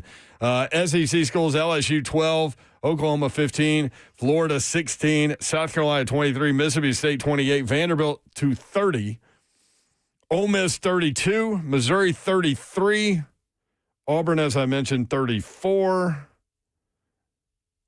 Let's see. Looking for SEC schools. There's Louisville. Somebody was asking about that. 47. Load more to get to more SEC schools. Come on, Arkansas and Kentucky. Where are you guys at? Have you found Penn State yet either? Oh, Penn State's dead. They gone. They might as well just rip the Band-Aid off and hire Terry Smith. Maybe they get like 45 transfer portal players. I mean, they better come here and you can play. Kind of going to need it. They better. They might need more than that. Arkansas, because of all the people that are also going to leave. Yes. when the portal opens January 2nd. By the way, James Franklin taking more than 10 players from Penn State. And a couple other players that were committed to Penn State signed elsewhere also. So last time I looked, they had 3 signees. Like Vanderbilt has 21, and 20 will be early enrollees, according to Clark Lee today. Arkansas is 60. Memphis, 61. Kentucky's Arkansas at 60 is not bad considering what they've been going through. Yeah. 67 is Kentucky. Now the search is on for Penn State. 80, Western Kentucky. UCLA's 83. By the way, Nico's going to hit the portal. That's coming. Doesn't he have to do that? Like, isn't that the thing? I know he probably doesn't really care about how his perspective looks, but no, hell no. Go find the right spot. That's not it. No, not at all. I'm still looking for Penn State. I'm at 110. Oh, there's Nebraska at 112. God. Right in front of Delaware and Kennesaw State. Hometown. Sort of. For you. Still looking. 130. I'm at Harvard at 130. Air Force, Akron. MTSU, 136. Montana, 141. There you go, Moonshine. Where were they last time? 150? Yeah, they're at 150. No, I was wrong. They don't have 3 players. They have 2. Penn State has 2 signees. They're at 150, right behind South Dakota State and McNeese State and West Georgia. Where in the hell is West Georgia? I don't even know that place. It is the place that everybody in Georgia goes to when they can't get into Georgia. I'm just being honest. Always. About half my high school went there. Topic roster. National Signing Day is today. The latest college football playoff rankings are out. We can talk about that. Who's in, who's out, what happens if Team A wins and Team B loses and Team C wins and all those things. We've got that for you. Titans at Browns. Browns favored by 4.5. What do you do with Myles Garrett? Also, it is Shedeur Sanders against Cam Ward. So that little storyline is going to be fun. I asked Dawn during the break. I said, let's assume that the Browns win and Shedeur plays better than Cam, which is very likely. Or not, I don't want to say very likely. No, it's not I'm not very going to say very likely. likely. I'm not going to say very likely. It's very possible. likely. Very Yeah. possible. That's what I meant to say. Very possible. It is possible. Are you into the hooch in there? No, very possible. What is the discourse on Monday coming in about who should have drafted, who should have been drafted where? Oh, with it's this going to be fan so base? annoying. Yeah, because it's not real. Because he's going against the Titans defense and Cam's going against the Browns defense. People aren't going to see that. Shedeur Sanders doesn't have to deal with Myles Garrett. Now, Jeffrey Correct. Simmons is having a great season, but Yeah, but he has no help. yeah. Myles Garrett has 19 sacks, y'all. People are not. In 12 games. On Monday, if the Browns win and Shedeur has a better game than Cam Ward, people are not going to see the defenses they're playing. They're going to come here screaming, oh, we should have drafted so-and-so over Cam, or we should have traded back. We're going to hear all this crap from Titans fans. By the way, Slay Dog is in the chat, y'all. So if you Oh, want hey, in there. Slay. What up, Slay Dog? Great job yesterday, big man. How's that snow there? Yeesh. Wasn't he dealing with snow and rain? It started as rain. That's always the worst, too. That's where we get screwed here in the South. Because it freezes. Yep. Freezes. Yeah. All right, let's go to the phone. 615-737-1045. We got a lot going on these phone calls. All right, Mike in Old Hickory. I don't know what Mike wants to talk about because Zeph was very long-winded about it. Hi, Mike. Are you going to be positive today? Kind of call we getting here, Mike? Well, we're going to Cleveland. So what I'm going to ask Don is a very serious question. Way back in the spring, you loved old Shedeur Sanders. And now we're facing him with Cam Ward, and Cam Ward has now taken every snap this season in a losing season. Who do you think is going to win, and who are you going to root for? Number two, who really belongs in the college playoffs this year, Vanderbilt or Tennessee, that got their heads stomped into the ground, ground in, smashed by Vanderbilt? It's very descriptive, Mike. Also very true. I think he just wanted to rub that one in. Yeah, well, according to the committee, neither one of them do. So there you go. There you go. Well, first of all, I always root for the Titans because I am, outside of what we do, a fan of the Tennessee Titans. So, of course, I'm going to root for the Titans. And we were just talking about, too, Mike, it's not like Cam is playing against Shedeur, right? So we're not going to be able to compare the two from that standpoint. They're facing different defenses. I mean, Myles Garrett's going to have like 5 sacks. Right. Can we all agree on that? I absolutely. What's the over-under, 4.5? Yeah. Did cover 2 put? I think that's what. You know what he's going to Slay do? took the over on that. You know he's Slay took the over, circling yeah. on the tape? Kevin Zeitler. He's like, oh, do you see this guy? Yeah. Yeah, Let me really just eat all of their lunches. I think he could just choose He can a choose different anyone. guy each You're right. snap and be fine. Also, You're right. could be going up against a backup center. Thank you, and Mike. Corey Levin.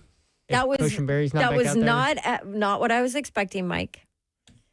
Now, next week, if the Titans lose and Shedeur looks good and Cam does not look good, I am sure that Mike will be the first one to call back in and remind me of what I said about Shedeur. For sure, it'll be an interesting Monday. That's for sure. Either way, Jay in Spring Hill. Jay, what you got, man? Hey, Babs and Eric, thanks for taking my call. I'm watching you on YouTube, and Babs, that toboggan is definitely rocking. Thank you. Really good. Hey, Jay, do you think I that? love the color. Do you think that we're kind of matchy with my sweater and her hat? We really are. You know, yes. I just noticed We that. were yesterday too. We both were wearing white and black. I didn't even notice it, by the way. Yeah, I do. Yeah. Jay, what you got, brother? Well, before I tell you what I have, I was going to tell you about West Georgia. Y'all were talking about that. I think that's where Chad Powers plays his ball. But I have not watched that show. Should I watch that show? Watch it alone because your company may not like it. My wife couldn't get into it, but anyway, I just want to share this story with you as a season ticket member of the Titans every year. And Merry Christmas if I don't get to talk to y'all again the rest of the year. Oh, thank you. You too, man. You too, Jay. They send you a postcard that usually doesn't show up till after Christmas. Go figure. And the year that Bud passed away, they sent a postcard that they digitally removed a figure. Of course, he was missing from the card, so I was like, okay, I get it. He passed away and already made it. What? Yeah, that's crazy. Like 2012 or 13 was the year he passed away. Yeah. But every other year they give you like a fan box. It may contain a football, a flag, a banner, something, and a bobblehead.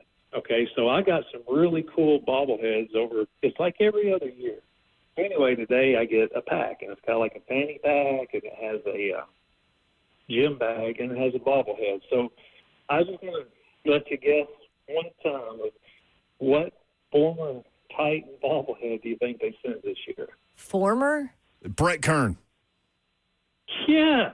Are you serious? He was joking. He was totally joking. I'm going home. Babs, you got it the rest of the day. Oh, man. Brett Kern, man. Wait, why are they sending you former Titan bobbleheads? They should be sending a Cam Ward bobblehead.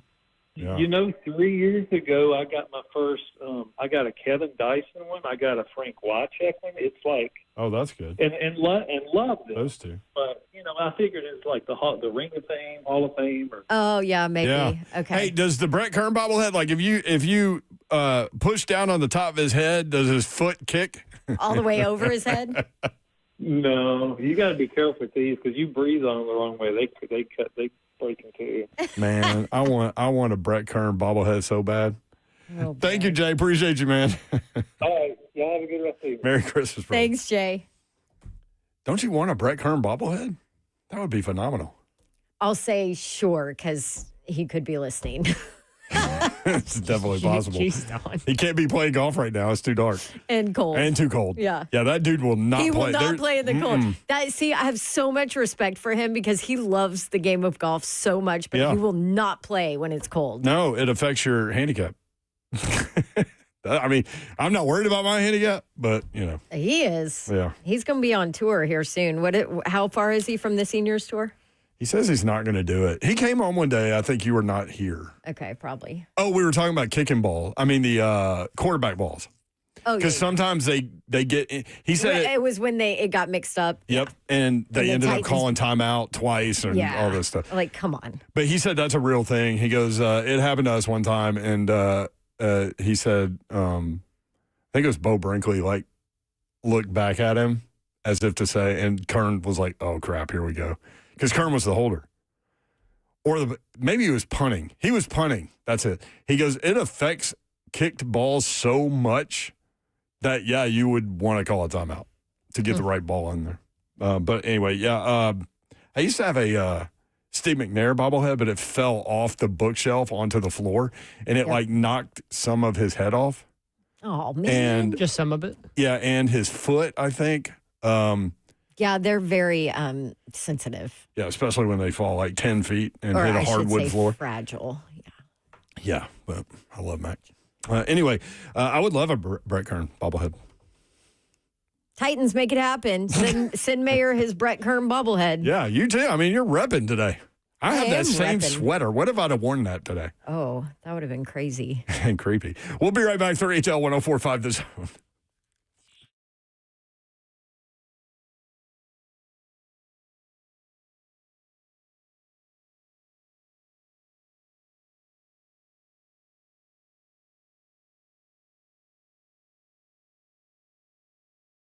All right, y'all. Brentwood Jewelry is where you need to head to. 7012 Church Street East, located in the heart of Brentwood, just off Franklin Road. That is the physical location. Yes, I hit you with it. So I want you to go in there and check out what they got. They got exceptional style, and the deals, they're exceptional as well. It's been happening for over 50 years. So why would you sit by and let everybody else, feast on these deals? Feasting, talking about Thanksgiving, people. With that coming around, you can go get a gift for Thanksgiving. It doesn't have to be Christmas that you got to wait for. Go on in there. Go get your watch. Nice watch. Everybody loves watch. Everybody loves bracelets. Everybody loves earrings.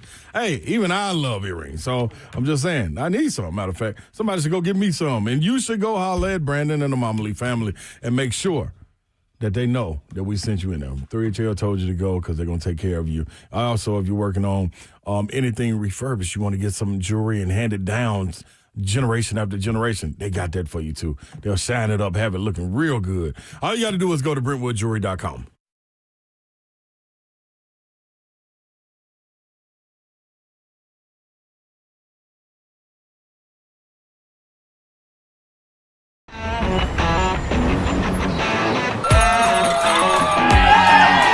Smashville hockey. Around here, it can sound like a language of its own. But hey, if you can pronounce Demumbrian, then names like Yossi, Shea, Marchessault will roll right off the tongue. Nashville Predators, only in Smashville. One of the largest sports books east of the Mississippi, Circa Sports Kentucky, is now open. Catch all your favorite games on an 80-foot screen with stadium-style seating and live VSiN broadcast daily. Circa Sports, now open at the Mint Gaming Hall, Kentucky Downs.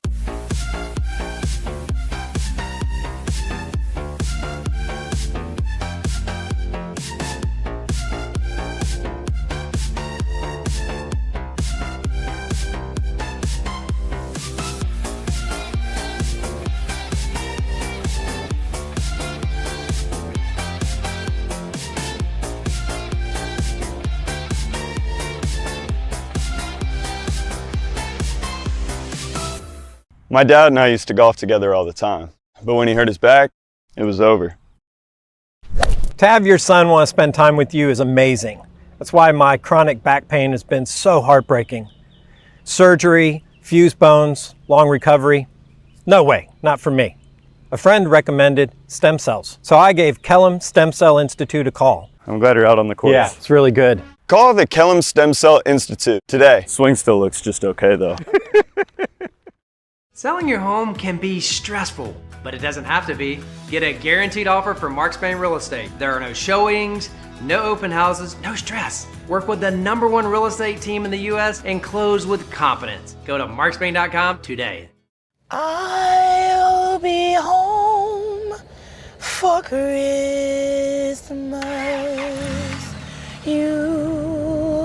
count on me. I'll be home for Christmas, if only in my dreams. Let's face it, buying a vehicle should be straightforward and stress-free, and that's exactly how Two Rivers Ford has been doing business for decades.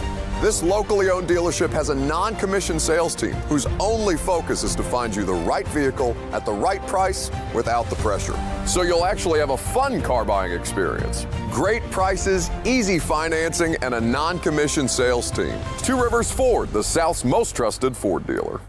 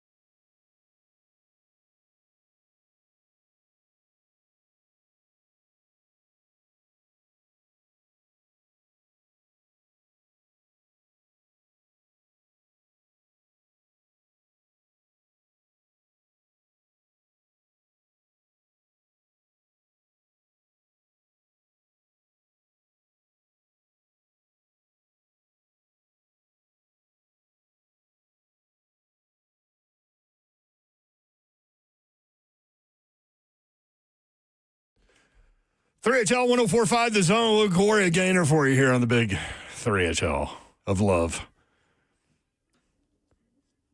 Although I guess this song isn't necessarily about love. Love of self. Get out of a bad situation. Hey, hey. Here we go singing. We were bitching about it earlier. Yeah, we were. Now we're doing it. 615-737-1045 is the number if you want in. We have a number of directions with which we can go. National Signing Day, latest college football playoff implications, Titans-Browns, college football notes, ACC, SEC basketball challenge. Why don't we hit on that a little bit? ACC dominated yesterday. Yeah. My thought is the SEC will even it out today or even surpass them based on the matchups. But number 4, Duke, beat number 15, Florida, 67-66 last night. Cam Boozer, man. At Cameron Indoor, Isaiah Evans hit the game-winning 3 with 21 seconds left. But, yeah, Cam Boozer's a dude, no question. I'll get to Syracuse, Tennessee. Number 16, North Carolina took down number 18, Kentucky, 67-64 in Rupp Arena. Freshman Caleb Wilson, if you haven't seen him, he's great. 15 points, 12 boards, 6 assists for UNC. Let's see. Syracuse beat number 13, Tennessee, 62-60 in an ugly one that frustrated Rick Barnes. Do you have some Rick Barnes audio after I finish my little bullet point thing here? 5-star Vol freshman Nate Ament did not play well. In physical matchups, that dude gets pushed around. Oh, Houston was the indicator of that? last night just and now it's doubled down on it's it. on tape, and Syracuse did the same thing. 5-star fall freshman Nate Ament, 11 points on 2 of 10 shooting, 6 rebounds. He had 7 turnovers. 7 of the Vols 17. Yeah. Barnes, and 17 is a big number. By the way, Tennessee only made 4 threes. They turned it over 17 times, as you said. Jalen Carey now. Ooh. I'm scared. He needed to see that. They needed that. I'm scared to see what that score would have been without him doing what he did out there. Oh, blowout. It would have been bad. Oh, blowout.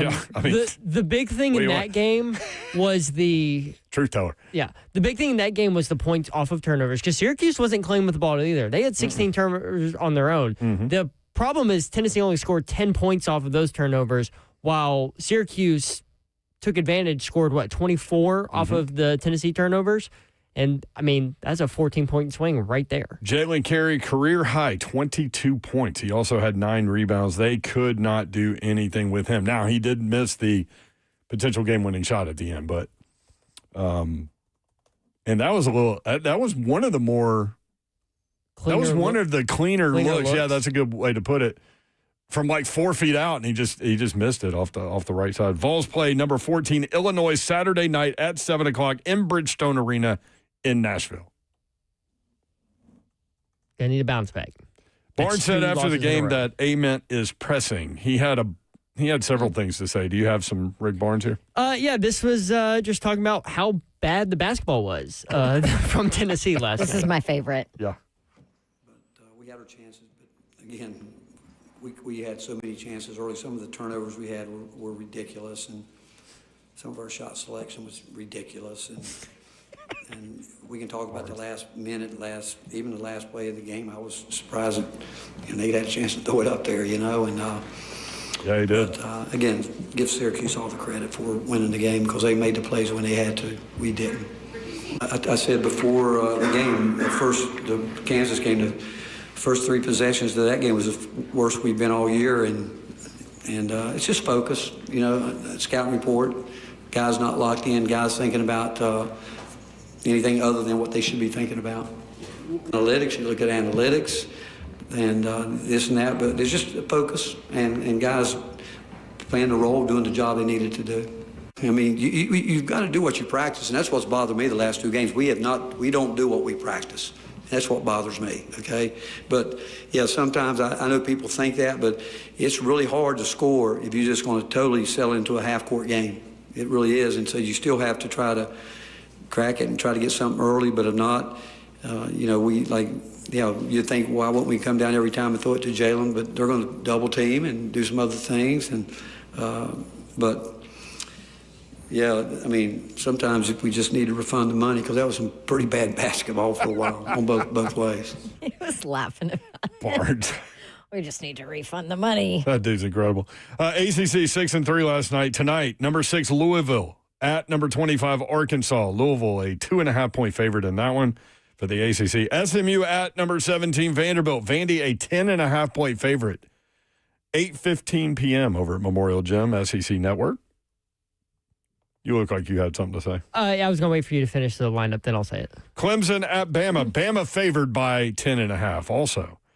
LSU at BC. LSU by 7.5. NC State at Auburn tonight. Auburn favored by 7.5. Mississippi State at Georgia Tech. Mississippi State favored by 2.5. And Virginia at Texas. Texas favored by 2.5. So the SEC is favored in 1, 2, 3, 4, 5, 6 of the 7 games tonight. We'll see. See what's up, SEC and ACC. What do you got, Jeff? What I was going to ask, so one of the games last night, Kentucky losing to North Carolina. How do you think Kentucky basketball fans are feeling? How do you think Kentucky sports fans in general are feeling right now? I know how they're feeling. I hear from them. Is this like freak out mode? Sort of. Into the season? Yeah, and we could talk more about this, obviously, when Slay Dog gets here tomorrow. I'd love to hear his take on this. Kentucky has some deficiencies. Heard from a lot of them. Point guard being one. That's a $21 million roster.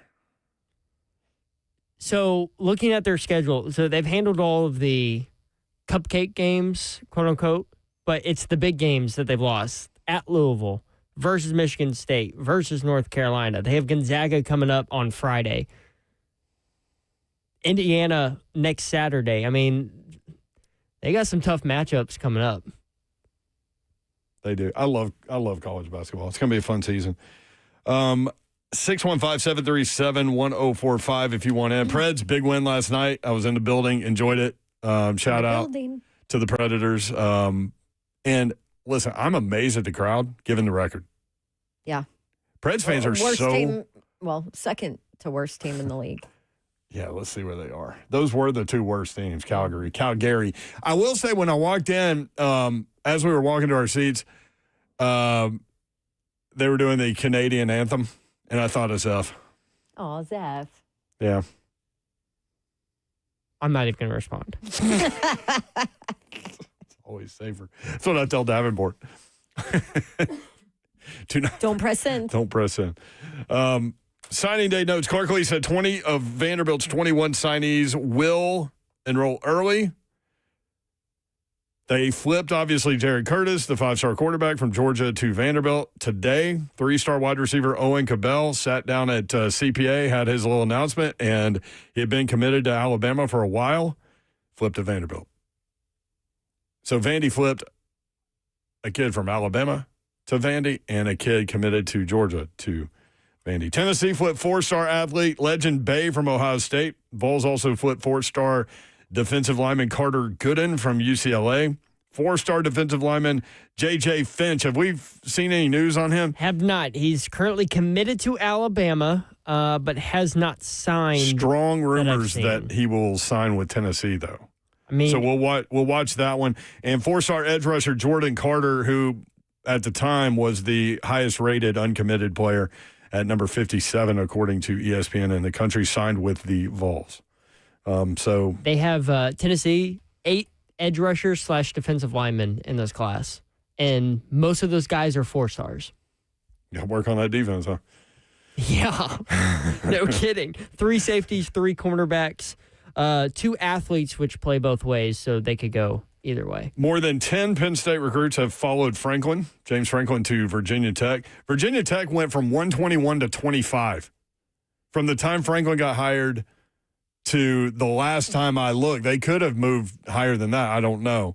It's a hell of a job. Yeah, 121 to 25. So today, 3-star cornerback Amari Polidor, 4-star linebacker Terry Wiggins, 4-star edge rusher Tyson Harley all go from Penn State to Virginia Tech.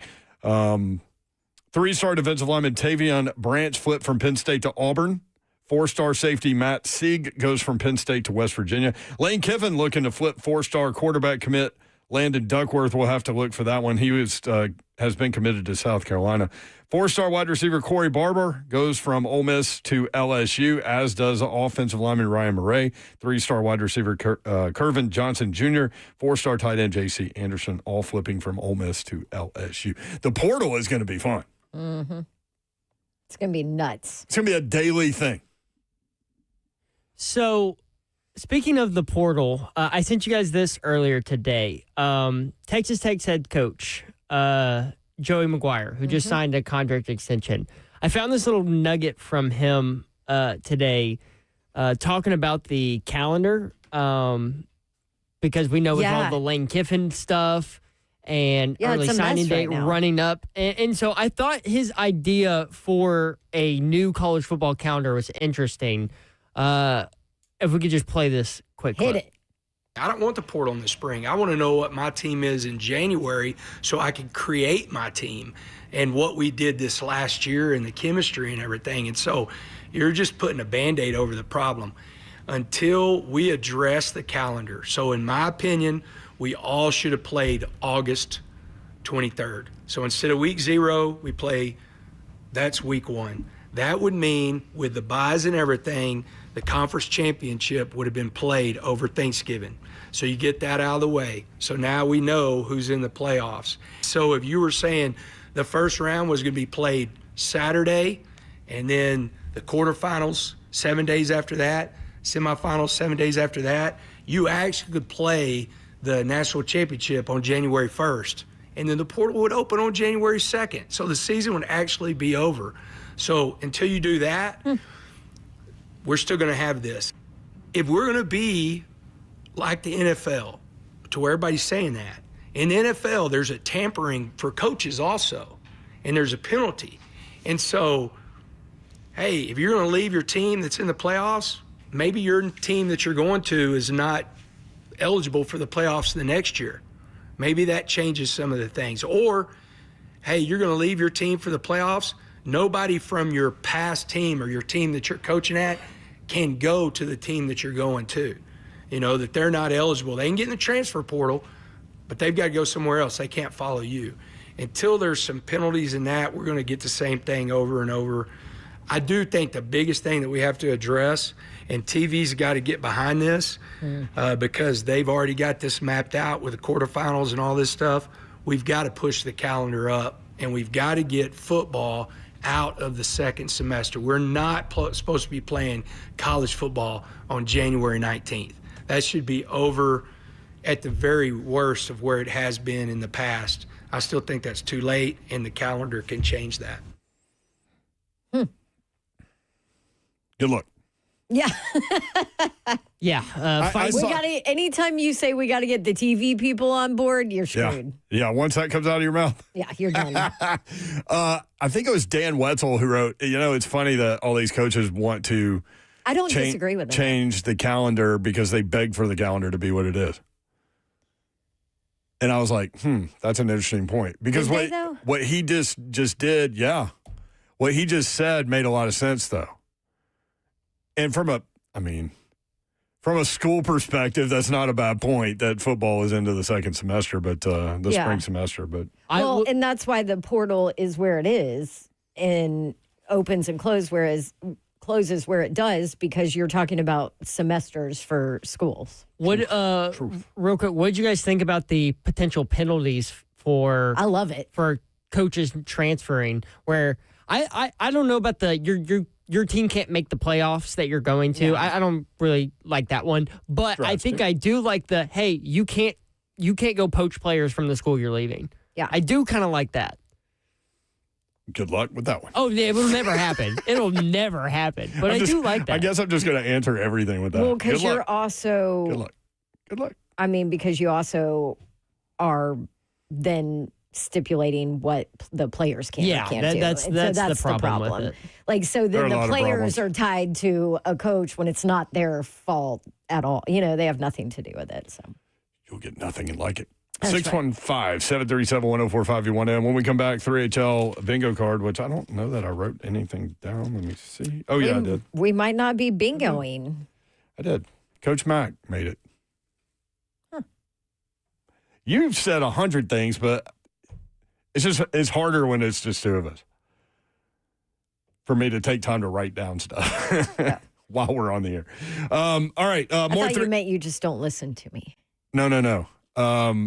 Maybe that too. I'll start to write something down, and then I'll start talking, and then forget completely what you said about whatever it is. You've been on a roll with the bingo card lately. We'll have a big one tomorrow. Slay Dog will be back. We're looking forward to that. More 3HL next. 104.5 this home.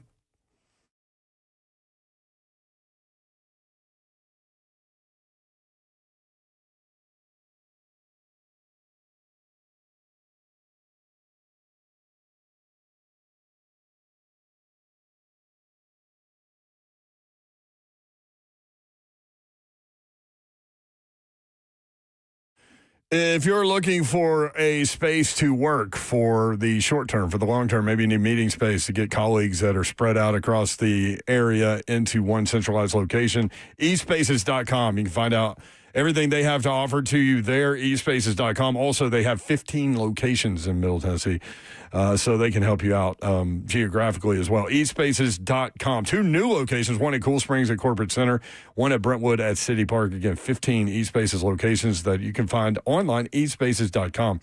eSpaces is redefining co-working with exceptional offices for every business, designed for entrepreneurs, teams, and established professionals, featuring private offices, team suites, meeting rooms, fully equipped, 24/7 access, flexible terms, beautiful professional spaces that are move-in ready. eSpaces.com. Whether you're scaling up or just getting started, eSpaces provides flexibility without compromise. Want to check it out? You can easily online, eSpaces.com. Tours are available now.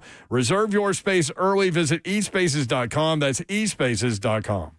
All right, y'all, what's happening is here. Your favorite time of year. I'm talking about the fall weather, the football season, and, of course, the delicious food you love to crave. And you know my love for Shoney's. They have exactly what you want and what you need when it comes to always fresh, always delicious food. And with the 4 Shoney's right here in the Middle Tennessee area, you can't miss it. Not in Clarksville, Dixon, Lebanon, and on Donaldson Pike in Nashville. You can enjoy the endless variety of options, which make it a fantastic value. All made with care from the finest quality ingredients. Head on over to Shoney's, all you care to eat fresh food bar for breakfast, lunch, and dinner. Or you can order a delicious meal from Shoney's extensive menu. The Shoney's All-American Burger, it'll be right there. That's a great option. And then you're always going to want to top it off with the iconic, world-famous hot fudge cake. That's right. It's worth coming in for. I also love that Shoney's holds true to the values that right there, that offer comforting, family-friendly service. So, hustle on into Shoney's. One of the 4 locations is open and waiting for you. Clarksville, Dixon, Lebanon, and on Donaldson Pike in Nashville. Shoney's. Let's see.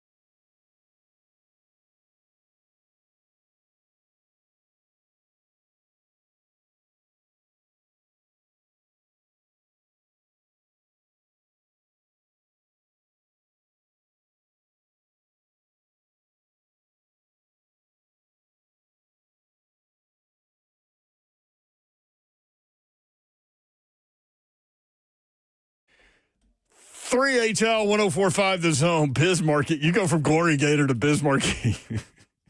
Got to mix it up back here sometimes. You're mixing it up. Brett Doherty, Don Davenport with you. Bev is here. Coming up tonight, following us, Titans Tonight with Bully, Keith Bully. By the way, I have a giveaway. Oh, yeah, I totally forgot about that. Thanks Yeah, for reminding me. good job. Way to go, Zeph. You know how I figured it out? I was about to throw away our show sheet. And you saw it. And I saw it. I was like, Babs, you got a giveaway. Oh, yeah. I have a giveaway. This VIP event tomorrow on Thursday with our friends at Logo Brands, their annual warehouse sale. A chance for you to win a family 4-pack of tickets to the VIP day on Thursday. Early access, over 1,000 team products. Everything's 50% off. Basically, you get to go shop before the public does. And then our show will be live there on Friday as well. True. So if you want more info or you want VIP tickets to purchase, you can go to warehousesale.logobrands.com. But right now, I'm giving away a family 4-pack of VIP early access tickets. Logo Brands 2025 warehouse sale. Caller number 5 right now, 615-737-1045. Good luck to you. Good luck to you. Good luck. HL is powered by Spring Hill Heating and Cooling, springhillac.com. Let me look through my little show sheet here, Babsy. And Look through that little sheet of yours. Here's some stuff. Kansas State head coach Chris Kleiman is reportedly set to retire. Texas A&M offensive coordinator Colin Klein, who played quarterback there, is lined up to replace him. Oh, yeah. He's a good coach. You met Kleiman? Yeah. Really great guy. Yeah? Kind of surprised, but I'm always surprised when coaches retire because it's their life for so long, you know? Mm-hmm. So. There you go. Ohio State offensive coordinator Brian Hartline will take the head coaching gig at South Florida. Read this one earlier, but in case you missed it, Miami coach Mario Cristobal said this to Brett McMurphy on Texas coach Steve Sarkisian's criticism of Miami's late touchdown against Pittsburgh. Quote, "That's funny. We had one common opponent. Florida dominated Texas 29-21, a team that we beat convincingly 26-7. That settles that debate," end quote. Well, all right. These guys going out at each other. Pretty funny. Hunter Yurachek, college football playoff committee guy. Doing himself any likability favors around here. Yeah, he was asked about Vanderbilt's resume. He said, "I think it's just lacking that signature win or two that teams like a Texas, a Miami, Utah," he mentions, which is funny, teams above them have. Nothing against Utah, I'm just saying. I know what the Vegas guys think about Utah. Well, I can tell you right now because didn't Todd send us a little? Todd just texted us. Yes. This is a good little conversation. I don't know if I can say it out loud. With Furman? We were talking about the Big 12, and I said, well, BYU beat Utah. Change the word to not very good as well. I said, well, BYU beat Utah, and he said, yes, they did, but Utah... Not very good. Okay. As well. Despite what the league will tell you, Kansas shredded them, and so did Kansas State. There you go. Todd loves this stuff. By the way, Hunter Yurachek used to be the associate AD at Vanderbilt from 1998 to 2000. Y'all know that? Yes. By the way, Kim and Steve Clark in the chat, bingo card, they're dead, Babs on Penn State. Oh, I did start to write that one down, and then I don't know. Yeah. Like when there's two of us, I have to devote my full attention to what you're talking about because if I don't hear you, then I can't comment. And then I'll give you a really hard time. Yeah. Yeah. I was able to do it for some reason at A Moment's Peace the other day. Maybe it's because I was all peaceful. You're so zen there. Yeah. I love that place. I want to live there. How did the gingerbread cookie coffee cup go over? Huge hit. Yeah. Massive hit. Yeah. And then we knew it. I showed her at night, and then the next morning she was like, "Mommy, where's your new cup?" Loved it. Kip goes, he said, A Moment's Peace guy. He said, when you were picking that up and you showed me and you yelled across the whole boutique and said, "Hey, Mayor, look at this gingerbread coffee cup." And Kip goes, it actually makes everything taste more like gingerbread. And I go, really? And Bab's like, Mayor, you could be sold anything. Anything. 3HL bingo card. One thing I wrote down was from Coach Mack. He said, that's the lake they caught on fire.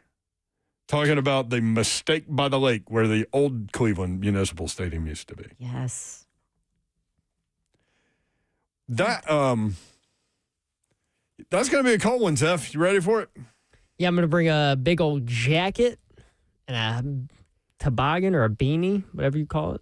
Yeah, you're a beanie guy. Yeah. I feel bad for Will Bowling, though. He's got to be down in there on the field. Yep. He's already kind of told me his plan. He's got a electronic heated vest. Yeah, he needs all the heated things. I have heated gloves now. I have heated earmuffs. What? That have Bluetooth. I can talk on my phone walking down the street in my earmuffs. Dude, technology's wild. I know.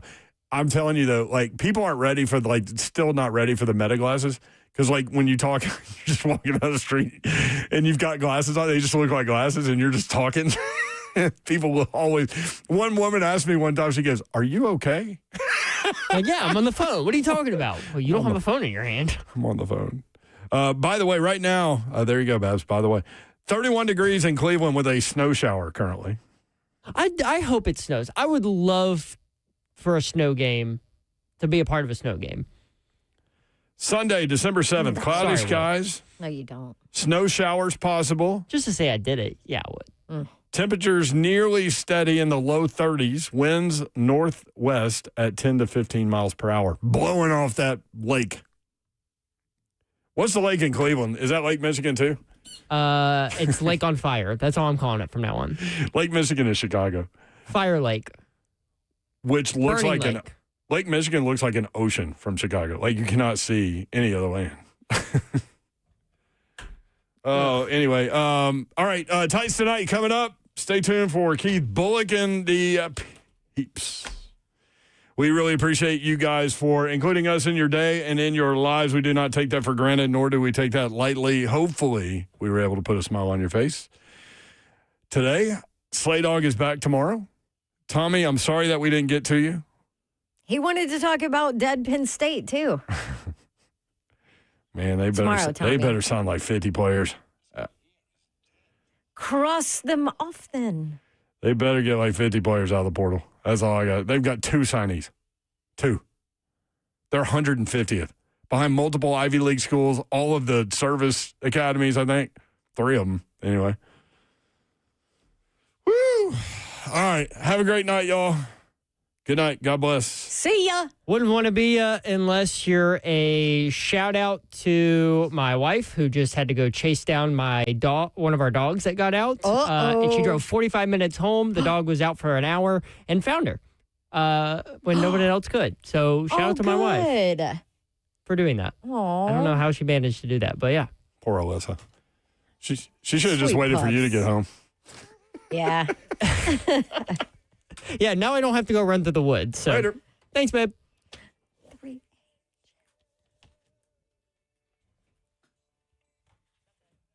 That's it.